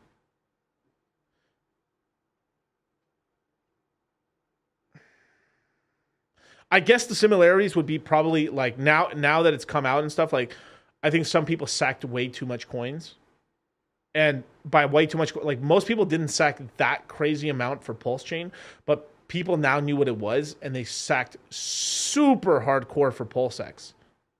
But and then some people are down in losses. So I think PulseX sacrifice is a lot like the Hex launch, where everyone sacrificed crazy, and then now that it's out, it's like crashing like crazy. But like it's only down 60% from sack. Meh, right? Maybe it's bottoms 80% or something like that, right? But it's just it's just sort of it's just that sort of thing and stuff with like PulseChain and stuff. In terms of stories, yeah, like the one, like people went really hard in the paint for PulseX and stuff. Like, I mean, sure, we all did. I mean, but the thing is too, is when PulseX launched, you know why PulseX was such crazier sack than all the other ones? Is because that sacrifice happened it was in November. It was at the end of the year. Okay. Right? Where all the Hex stakes come out is November, December, January. Right? Because Hex launched December 2nd, and most people were like, oh my god, I'm gonna do these 1 year stakes. I'm gonna do 11 months because I'm a front run the guys for the 1 year. People were doing all this stupid shit, so you end up having, the closer you get to quarter four to early quarter one, which is like about halfway into February to about November, is where all the heavy amount of Hex stakes, and you can look this up on the GraphX and stuff in terms of like where the Hex stakes. It's the same for PHex and PulseChain. PHex and eHex stakes. So because all those stakes had come out, people knew like, hey, you guys, the sacrifice for PHex for PulseX is coming out. So people didn't sell and just held onto the liquid, said fuck it, let's do it, and then sacrifice. So more people were holding on to more eHex at the time. This is why the sacrifice was bigger. And then at time, because people weren't selling off all those coins, because everyone was holding it off for the sacrifice, the price really ramped up. And then people started like doing crazy shit, like getting loans, putting stuff on credit cards, selling houses, like crazy shit. Like, if you told me right now, like, now if you sell your house and buy crypto, you're probably going to do okay. Sorry, let it burn. But you're probably going to do okay and stuff in terms of, like, if now you take the risk. I still don't recommend doing it, but if you were, this is much more an advantageous time. We're not in a bull market right now, right? So buying some Ethereum and buying this and buying a couple coins, you're going to do probably pretty okay in the next 2 years. But when it's like, Ethereum, Miguel, Ethereum's at $10,000. Bro, I'm going to sell my fucking grandma's house. Yikes, bro. Yeah. Okay, we got a super chat from KH. Any streaming tips? Oh, yeah, definitely. So obviously, if you're streaming for the first time, I definitely would start off with StreamYard right off the jump. Get yourself a Logitech Brio camera. It literally, that camera is like maybe $80 to $120. Best camera ever. The microphone in the microphone in the webcam is just as good as like even a Blue Yeti mic. Okay. You could do Blue Yeti, but I'm literally telling you, like, if you're just trying to start this low budget as hell, I mean, you have a computer, you could just whatever a MacBook works pretty well.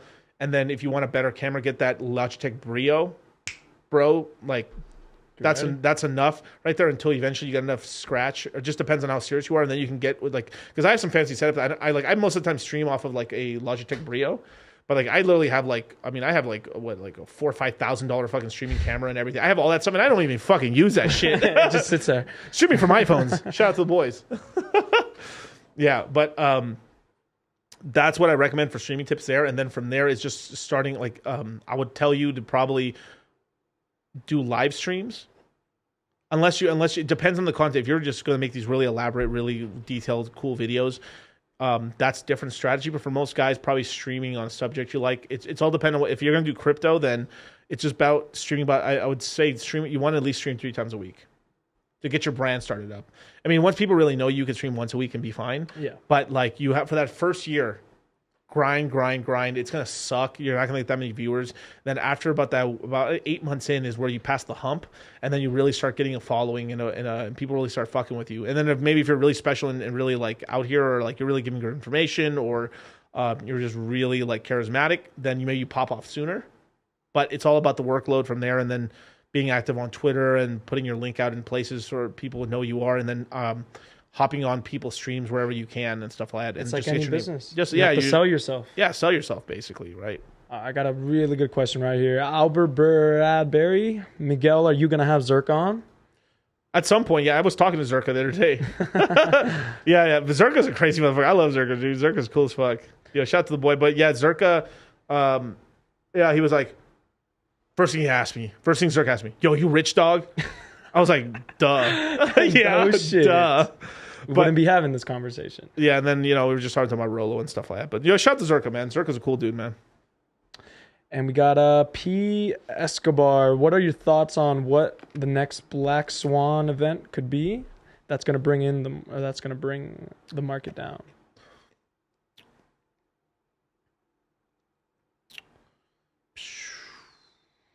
Maybe, obviously Black Swan event. My God. It would probably be it'd be like, let's just say the Fed kept increasing rates. It did do the two or like, you know what would be crazy if it did 3 interest rate hike increases? It's either going to happen, like maybe they pause here and we're fine, but what could happen is the Black Swan, which is not really a Black Swan. Basically, it would be an implosion of a major real estate bank. More banks blowing up, basically, just because it's basically some of the small to medium sized banks are really overinvested into commercial real estate, and that if the commercial real estate sector is really weak. And I would say that's where like a lot of the next bank run could possibly happen, is just like these banks implode just because they're going belly up from all this real estate going to shit. So that's where, and then that could have knock-on effects that could crash the market. We got Semper Fi. What if any new projects do you like on PulseChain, Liquid Loans, or Power City, 9-inch, etc.? All of them are pretty good. PulseChain, duh, it's bros. but like Liquid Loans is cool. I sacked for that one. Power City, I think it's going to do some cool stuff. I didn't sack for Power City, just FYI. 9-inch, I'm in 9-inch. Fuck it. Degen yield farming, why not? People want to retard, let's retard. Hey, it's just going to be, we'll see what happens with 9-inch. Shout out to BBC gang, we up. But and then those tokens are cool. Obviously, I'm really bullish on Famous. People want to trade and do all this crazy shit because they think they're really smart. Hey, let them fucking yield.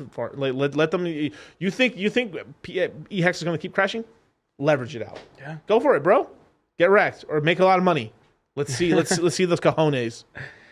And then we got Dre Sims. DCC, what's your thoughts on the upcoming Uniswap V4? Cool, man. It's more stuff. It's I mean, I love they can pull it up right now. Actually, give me a second.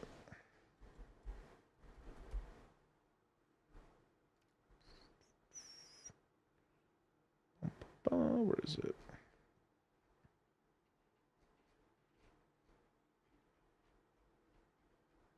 Oh, here, I'll just pull up their main page. I think I went to the wrong one.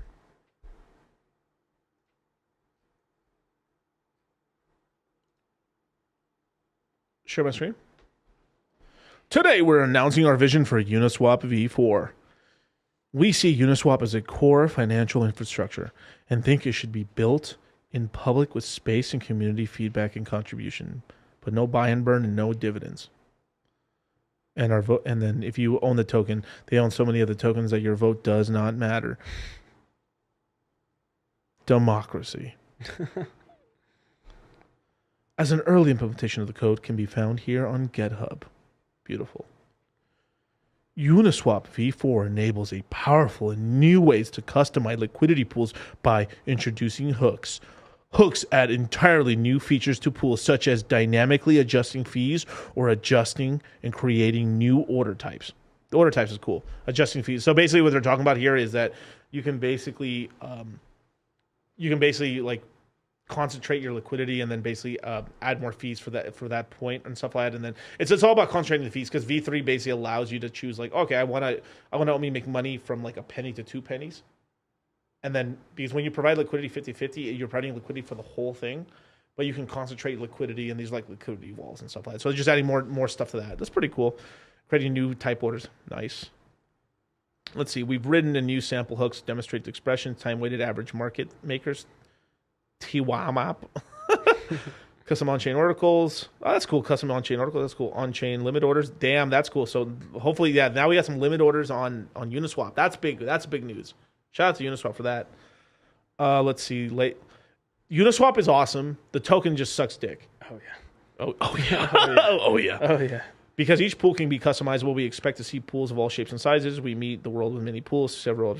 That'd be really cool if they also, can you imagine they jacked a little bit of bouncer stuff and added 80-20 pools and added like 730 pools and stuff like that. That'd be really interesting, because those 80-20 pools are like a 33% reduction to impermanent loss. And so you can be like, as an example, you can be 80%. Let's see, what's a good example? So let's just say you have a shitcoin, right? Let's just do 9 inch as an example, right? You have 80% 9-inch token, and then you have 20% pulse. So you're like, well, let me sell 20% of my position. It's still like 100% shit. It's a lot more like justifiable for the yield pool and stuff like that. So it concentrates liquidity and stuff. So some of those 80-20, 730 pools I've used on Beethoven X for a long time now. Pretty cool. So balancer V3 and all that stuff's pretty cool stuff. So it looks like they're doing a little bit of routing as well. So they're kind of jacking a little bit of matcha and 1 inch's shine here a little bit. Custom pool, singleton, developers leverage security network effects on Uniswap without needing to build their own AMM from scratch. Oh, that's cool. So I mean, they are upgrading and making this better and stuff, which is awesome, because this is the main swap for DeFi right now. PulseChain is on your ass, but it really is. But the token sucks so much, dude. It's worthless. It's useless. But at some point, maybe at one point when they finally got a lot of revenue, maybe they do turn it on. That's like the hope. One day, starry-eyed, I'll be able to then stake my Uniswap token and earn some of the money that they're earning, right? But I will tell you this: Uniswap's up to their eyeballs in lawyer fees right now. They incorporated here in the States, so they're in a little trouble.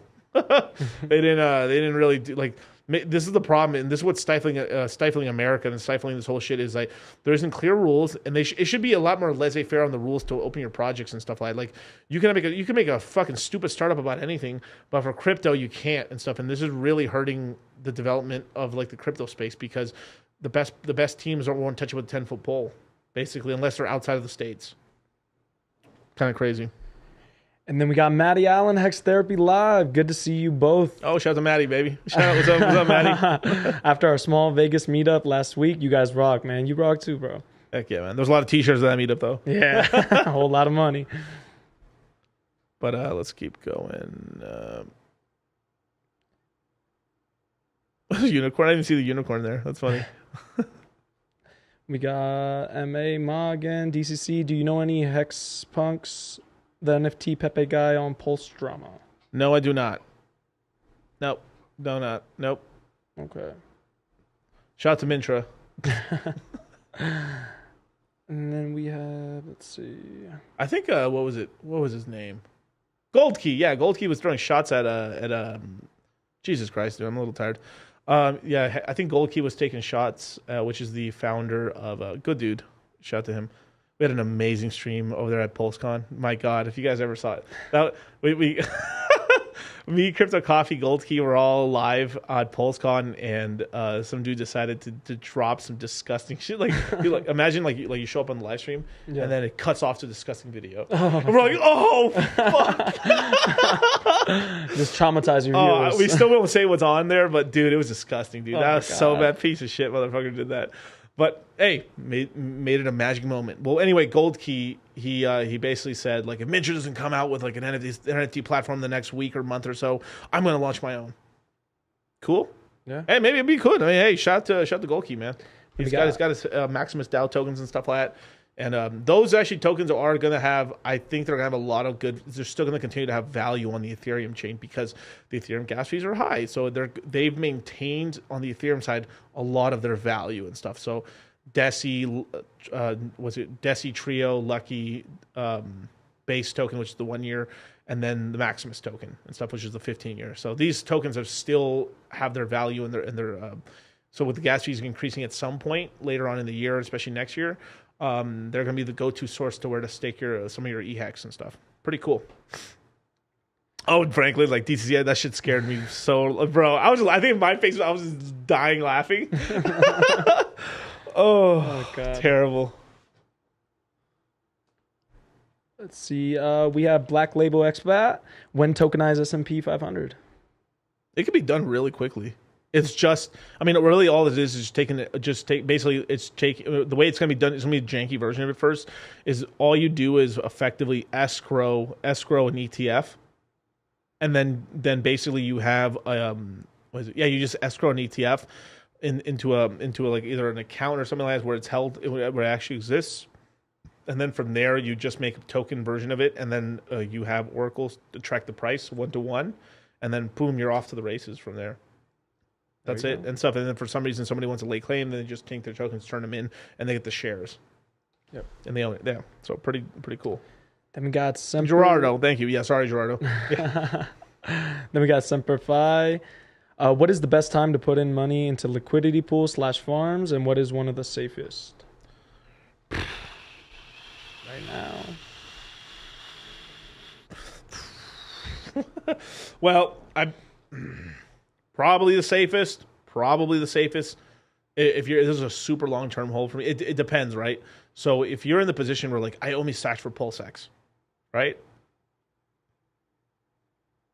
You could take half of your PulseX bag or like a quarter of it and do the PulseX here. Fuck, share the screen.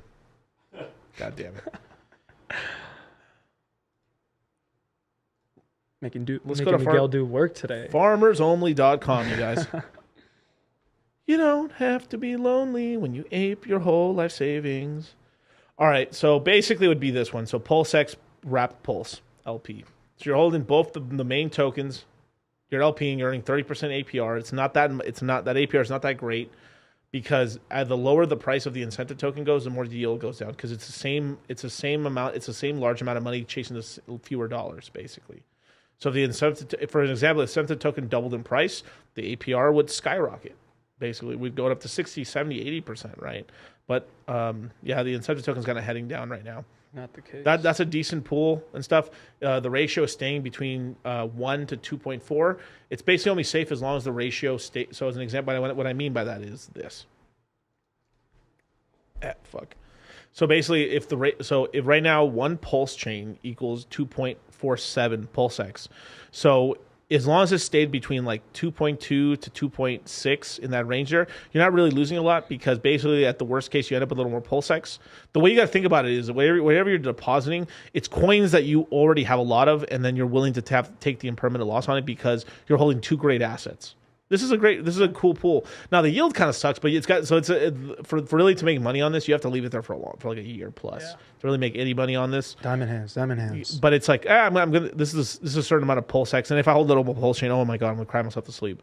Right? It's not that bad, right? But when you have pools like this is fully degenerate, but that's why they pay more. But so the stablecoin ones right now. So basically, what's going on with like UST? I think this is the highest one, right? Yeah, I think this is UST from Ethereum and Wrapped Pulse is basically as the price of PulseChain goes down, you're essentially dollar cost averaging into more PulseChain. So it's a way for like if you're like you think the price is going to crash down, so let's just say you have $100,000 of USDT. You can create a pool, you can buy the pool, you have $100,000 of that, and you have some PulseChain you're going to hold anyway. You could fuse it together, put it in there, earn some APR, and as the price of PulseChain is crashing, you're gaining more PulseChain because it's DCAing you all the way down. Yep. But wait, there's more. If the price shoots up, you are then selling your PulseChain into the stablecoin. So basically, that pool is only really these pools are really only good if you're trying to acquire that token.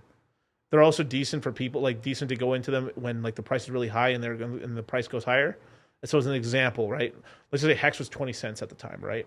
You decided then to put your Hex and USDC pool into there, and then Hex went to 50 cents. It would DCA you all the way up the top. So when you're like, wow, this is getting pretty high. But here's the kicker. You have to know when to pull your LP. Because you'd be like, it's going to $1. It's going to $1. Hulkamania going wild. We're all praying. Right, and the same thing on the bottom right here. You have to know when to pull the LP. So it's not like a passive, like the PulseChain Pulse one's kind of it's probably the most passive, but the other ones are a lot more active. So they're tools in the tool belt. But you gotta be really willing to use it and stuff like that. And a lot of these you have to really chill out and stay in them and stuff. So that's kind of how the whole gist goes. And then we got Dre Sims. Any more news on the upgrade coming to FTM in July? It's showing July 1st, but they're starting the speed upgrades. Yeah, they're starting the speed upgrades and stuff like that. But basically, yeah, they're gonna launch it fully in July, and then from there, it's really gonna take about, I would probably say, 4 months for them to really troubleshoot it and really get it 100% online. So there's gonna be something called FVM and stuff like that, which is like these upgrades to Phantom, and it's pretty much gonna 8x the throughput for Phantom in terms of like basically smart contracts. So you can put 8 times more smart contracts per block, and the blockchain's already fast, so then it just increases the speed output per transaction. So it's going to lower the cost of transaction fees and allow more advanced stuff to happen on Phantom. Pretty good for them, but I'm pretty sure it's going to take the whole freaking year to really get the bugs out and for it to actually be like working. But it's a cool upgrade. Yeah. Shots at whoops. Let me refresh my page over here. I put a degenerate prediction in the chat. What did you put? Let me see. I'm predicting, and this has no backing behind it. This is a hopium for me. Okay. $2 Hex in 2028, at least.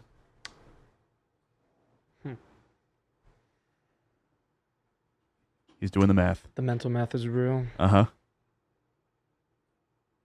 You have that brain expand meme just going through. Yeah. It could happen, yeah. I mean, E-Hex, of course. It's in the range. It's in the range. It could be $1. It could be 80 cents or something like that. It's just because 26 is probably going to be a year we're crashing, and then 27 is a recovery year, and then 28's we're pumping up again. So it could be doing okay. We just be at much higher, with just higher lows, which is yeah, it's possible. It's possible, for sure. I'll take it. Someone clip this for 2028. Yeah. Yeah, we need to get above 10 cents first. Retweet. Exactly. Retweet. Hey, thank all the fudders, bros. But dude, look what I found the other day. Shout out to Grant Cardone. I found my original Millionaire's booklet. Dude, like, so I bought this exactly when he came out and stuff like that. He's like, you buy this booklet, you read it every day and stuff like that, and it'll help you become a millionaire. And I did. Look where he's and at I literally now. did. Shout out to Grant Cardone. He was here in Sticky Paw Studios and stuff, maybe a couple months ago and stuff. I just missed him by a hair. I would have got him to sign it.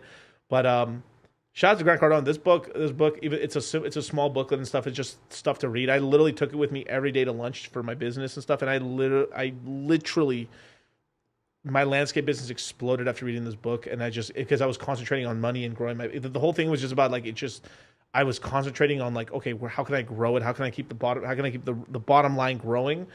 And that's what a lot of times you're like, oh, I wish I got this job or that job. But when you're reading, like, then it puts you in a mindset of like trying to, and that's powerful and stuff like that. So shout out to Grant Cardone.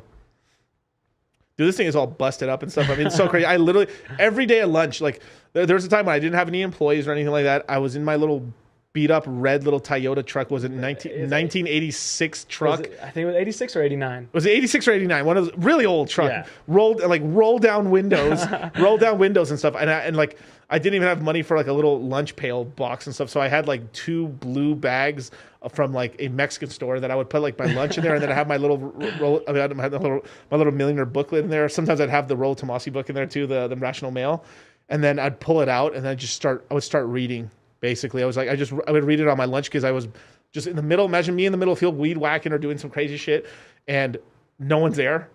The owners, I'm just by myself in a work truck driving like up a hill or down a hill, park my truck under the shade of a tree, and then just eat my lunch, and then after wash my hands and just be reading the book for like, because I had like an hour or something or like 30 minutes, and then get back to work.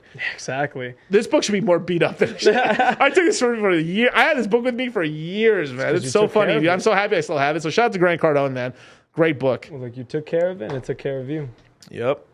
And then we have Wally Saurus. Me and Miguel both do landscape. Lol, I still do it. By the way, I like it. Yeah, it's cool. The one thing I will say about like if you own the business, like you can actually listen to even if you don't, like depending on your boss, you should just be able to like when you're using leaf blowers and stuff, you should be able to use like headphones. Oh yeah. So I was able to like back in those days, I used to like use 9 hours of content a day at work, not at home. Exactly. It's like, what do you think I was doing? Yeah. I was like, I'll make you guys a star. Just give me a hedge trimmer.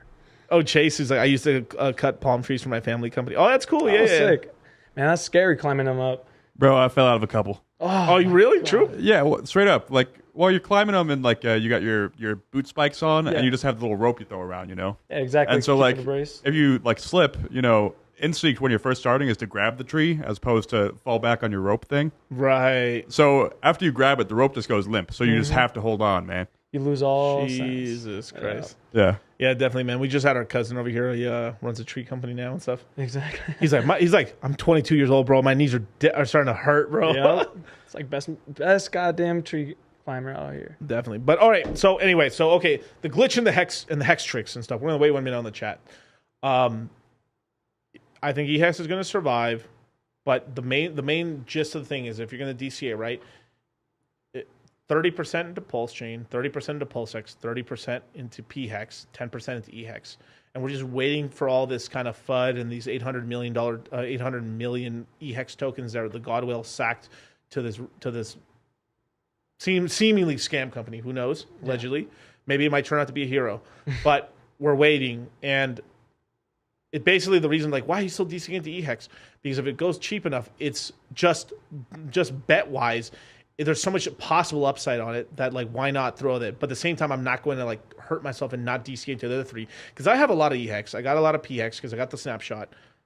I'm trying to acquire more of the other ones as well, right? And most people are a little low on PulseChain. This is why if we go back to PulseBurn, show the website, they're only down 13% from the sack right now because a lot of people are still acquiring every time it goes low. Because I managed to snatch it up at 70, at 78. It's at 86 right now. People are snatching it up. People are buying it and stuff because they don't have a lot of it. Because let me tell you this, it's easier to become a shark or a dolphin in PulseX than it is for PulseChain. It is significantly harder. Like, what is it? A billion tokens is about what, like $86,000 for a billion tokens? It's $34,000 for a billion for PulseX. Now, $34,000 is a lot of money. $86,000 is a lot of money. Miguel, you're plebbing out here. No. but like legitimate for the average guy, that's a lot of cash. It really is, right? So obviously, if we crash more down, beautiful. You might be lucky and pick up. You might be able to pick up PulseX for maybe like 25,000, maybe 21,000 per a billion, and if maybe Pulse might be like 60,000 for a billion. Because right now we're talking billion. Right now we're in billion talk land. We can talk billions. It's possible. Yeah. It's possible, or 100. Like I talking about 100 million PulseChain, or 100 million PulseX. These are more attainable, right? That's $8,600 for 100 million. That's $3,400 for 100 million PulseX, right? Now let me show you this one thing real quick. Let me go over here to wrap the pulse, right?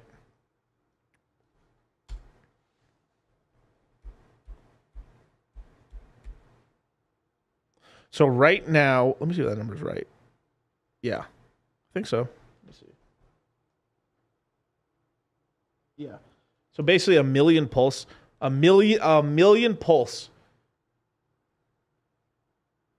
is $86. Not too shabby. At some point, this is kind of how we were looking at t-shirts back then. We were looking at a certain amount of hex, right? We're like 10,000 hex costs, this, whatever the fuck it was, right? And it's so cheap. So back in the day, you used to be able to buy a million hex for about $150, right? Even a million hex today is still worth some money, thousands of dollars, right? What is it right now? So $7,100, and you like back if you were an OG and you were buying during the lows, you could have bought $150 worth of hex, and you would have had a million hex at the time, or hex. And even today, after all this time, it's still worth $7,100, right? This is what we're talking about. Like, so it's $86 right now. Maybe it only goes to $60 per million. Later on, it might be $2,000 for a million PulseChain. So right now, we're in coin acquiring mode. We're in the mode of like I like using the 100 million for the average guy. Is like to try to get that 100 million is really just $8,500. It could be a stretch goal, or like, oh, I'm already there. Maybe you go a little harder and stuff in the paint. Like the move might be to get multiple hundreds. And if it's some guy who has a lot of cash, is like, I'm getting a billy. Yeah, beautiful. But that's like the difference of like right now, like guys are trying to get like a couple million hex versus like the guys trying to get like 40, 50 million liquid hex from back in the day. It's quite substantial, but I think it's going to be a dub, basically. And I'm still stacking Ethereum. I'm still stacking all these other coins and stuff. I'm still making DCAs here, but I've had a certain amount of my dry powder allocated to buy these lows, and I'm buying. Am I blowing the whole load? No. But if we get another giga drop right now, right? If we look at right now, right? Let me go to daily. Oh wow, this is not working. Right, so recently it went to 90. Yeah, it went to 98 and stuff. Right? Or 79, I'm sorry, forgive me. And it can go lower and stuff like that. Do I think it's going to go to 2? No. Would I buy it if it did? Yeah, of course. But, we're in a range right now. We're probably 50% from the low. Maybe we're at the low right now. Don't let people fudge you out, man. I'm just telling you. Same people. Oh, Ethereum is it's over, bros. It's under sub $1,000 Ethereum. Ethereum only went to $800. Yeah. Some of my guys caught it at 700 for a second. Mm-hmm. Lucky motherfuckers. I'll be caught at 8. I didn't feel it. Yeah. But we bought Ethereum at the lows. We bought Bitcoin at the lows. We were supposed to hit $11,000 for Bitcoin. Maybe we still do. Maybe it all fuds out. They make crypto illegal, all this crap, and we do crash to 11K. But doesn't look like it. You can take it down now. Okay, we got Trinity Realm. Is it weird that the God Whale sacked when there isn't much sacked prior to this? What about the God Whale is buddies with the company or has large ownership? That's all possible. Yeah. It's super weird, bro. The God Whale sacked for Bankex? The fuck? Who? Okay. Yeah, it's super weird, dude. So it's like we all hope it's just like some master plan, and he's like, yeah, but like it's kind of put the hex community and the hex side in bad footing, but that also ends up putting hex in a bad footing as well because hex crashes, so does hex. Got Isaiah Levy, bro. You should make some shirts for the lifters, DCA and deadlifts. Getting my set in right now and watching the fire for some hopium. Can't sleep on these deals. That's right, man. That is right. Now, Clyde with a chance of... Whoa. Cloudy with the chance of a pump. Which is better, a bag of 100 million pulse or a million hex? I'm not sure which hex he means and stuff. These are two, but as an example, I would probably say pulse right now. Probably getting that 100 million pulse just because you got it secured. It all depends on what bags you have. So some guys is different. So I'm when I say this is generally what I'm saying to like if someone were to ask for brotherly advice. This is what I'm saying for the guy who doesn't have anything and stuff. That's why I'd make the DCAs. But there's some people who have a ton of PulseX. Or there's a couple guys I know that have a ton of Pulse. They didn't sack for PulseX. So there's different, like, everyone has to kind of round out the bags a little bit. You can choose one bag to be a little bigger. Like, oh, I want my PulseX bag to be a little bigger. I think I think it's a sleeper, bro. It's going to turn into Binance Chain or Binance Chain token. Other guys, it's PulseChain all the way. Other guys are I'm PHEX all the way. And some guys are like, I'm EHEX all the way, right? But I think it's be a little more well-rounded. But then you can have your favorite to be a little heavier. The easy favorite to be on is obviously going to be PulseChain. So if you wanted to be a little heavier on Pulse, it's probably better. This is just a safer play. And then we got JV is 64. What is better coin for short-term gains, EHEX or for short-term games? Well, short-term. Well, EHEX still has to find a bottom and stuff like that. So it's like, I guess Ethereum, but Ethereum could also, like, if the markets crash right now, everything's crashing. Yeah. So if equities crash down because of the Fed pause and stuff, I kind of feel like there's going to be a pump first and then a dump. But that's kind of what my gut feeling is. But more than likely, you know, we're going to get, like, when the Fed pause does happen, we're going to have a little dip in the market. Oh no, and then maybe some more SEC notes happen, so the market crashes. Maybe Ethereum retest back down to 1,000, maybe $1,200-1,400. That'll send all prices on every asset in crypto space down. Maybe some really illiquid coin that's really small in market cap can survive. There's something I like to call too small to fail. There's coins that are like $15 million in market cap or $5 million in market cap. Like, bro, there's nothing else to sell. Yeah, exactly. It can't go lower, bro. It's either zero or like hero. Yeah. But like, and so even a single guy is like, I'll buy $5, and it's like the price maintains. Right? That's kind of how it works. But you're right. I mean, like, this guy's EHEX and PulseX will be sleepers. Mark my word. Yeah, I mean, like, dude, give me 1 second. Let me pull up a tweet.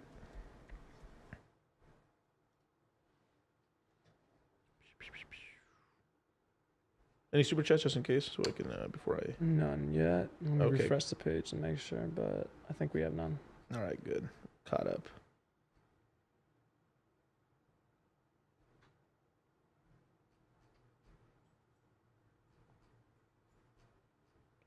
Jesus Christ. Twitter, Richard tweets a lot. My God. All right. Share the screen. A thought experiment. Token A plus token A plus. Probably is talking about EHEX and PHEX. But thought experiment. People want to switch from token A to A plus. But token A has less liquid market and token B has a more liquid market. Sells on token A move the price farther than the corresponding buys on A plus. Sells on A plus move the price much less than corresponding sells on A would. You could run this in reverse as well, switching from A plus to A, and the sells on A would move the price much less, but the corresponding buys on A would move the price more. In either case, however, the sellers outside of the AMM could use a much larger supply that isn't in the AMM. To discover a price of the free market willing to making the volatility much less in nature. This part is important enough that I don't want to truncate it behind a character limit. In either case, however, sellers outside of the AMM can use their much larger supply that isn't the AMM to rediscover the prices as free markets do volatility less of an issue, basically. And pretty much what he's saying here too as well is that if people from A plus would move over to A, which I would imagine PHEX to EHEX, yeah, it would end up dumping the price of PHEX much less, and they would pump up EHEX, but then that would end up pumping their PHEX bags even more. So basically, everyone would get richer. There we go. Didn't have to cut me off. So we have to hit it ourselves. Hit the new Pepe. Fuck it. Didn't have to cut me off. Think I like it never happened, that we were nothing. I don't even need your love, but you treat me like a stranger, and I feel so loved. No, you didn't have to stoop so low. Have your friends collect your records and then change your number. I guess that I don't need that though. Now you're just somebody that I used to know. Now you're just somebody that I used to know. Now you're just somebody that I used to know.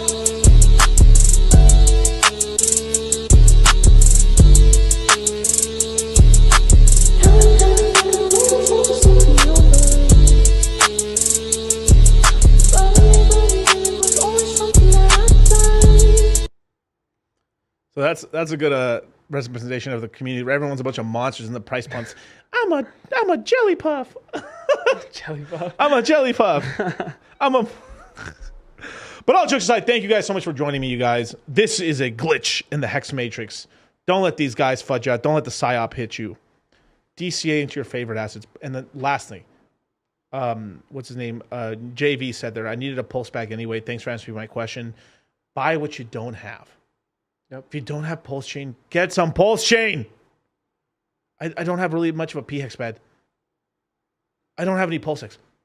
You go repeat your... Because what's going to happen is when these prices pump, you are going to get the most amount of FOMO you're ever going to get, and you're going to ape into these coins at a higher fucking price, and then it crashes down, and then you're fucking sad cheeks.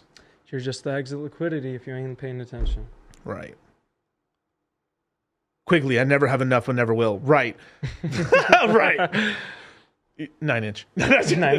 No, all jokes aside. But legitimately, look.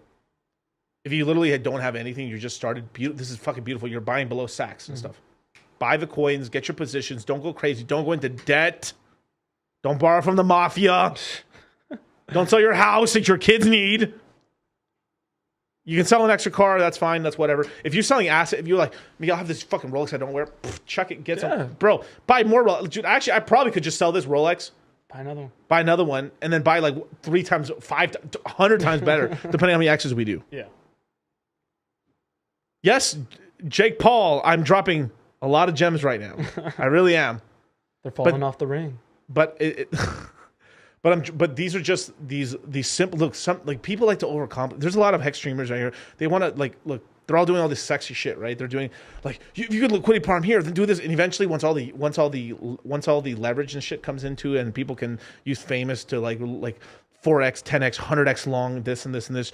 Dude, if I do this and this, like I'm like. All right, if I long here on this wallet, then I'm shorting on this and stuff. There's a squeeze here where I actually make a little bit of profit and stuff like. Basically, people are going to start becoming a what is it, like gap what is this called, like iron condors and like they're going to be start doing some janky versions of that, basically of like longing and shorting to make some profits, which might make some money, but some guys are going to YOLO it all the way, and then like the yield farms are like this. If you do this and this, fuck that shit. I'm just a simple LP provider. What I'll do is I'll concentrate my liquidity and. Sometimes the simplest shit is just a fucking buy. Yep. Just buy and shut the fuck up. I mean, sometimes it's the simplest shit. I just buy these fucking coins. I shut the fuck up and go away. Da, da, da, da, da, da, da. Like, that's all you got to do. Sometimes you just buy some of these coins and chill out. Yeah. Just buy some of these coins right now. Whenever it's dead. It's all over. You buy. Look, I said 2023 is the year to buy the fucking coins. There's people like, look, I think Cardano's going to be fine. Cardano's getting shit on. Beautiful. Let that coin crash as much and just buy it up. Yeah. And then sell it when it's multiple dollars. And then ape it into Hex or ape it into whatever. Get yourself a card. Do some fun shit with your life. Get a girl pregnant that you like. Make sure she's not a whore. Make sure she's not a whore. And she doesn't know about crypto or your keys. Hide them. What crypto? Honey, you're always talking about crypto. I don't know what you're talking about. You have an aneurysm. And shut up. Becky, shut up. Sandra, get the fuck off the boat. Oh my God. Anyway, don't date a Latina, y'all. I'll catch you guys on the next one. See you on Thursday at 8 p.m. Pacific Standard Time, as well as Saturday at 1 p.m., man. Catch you on the flip side later. Peace.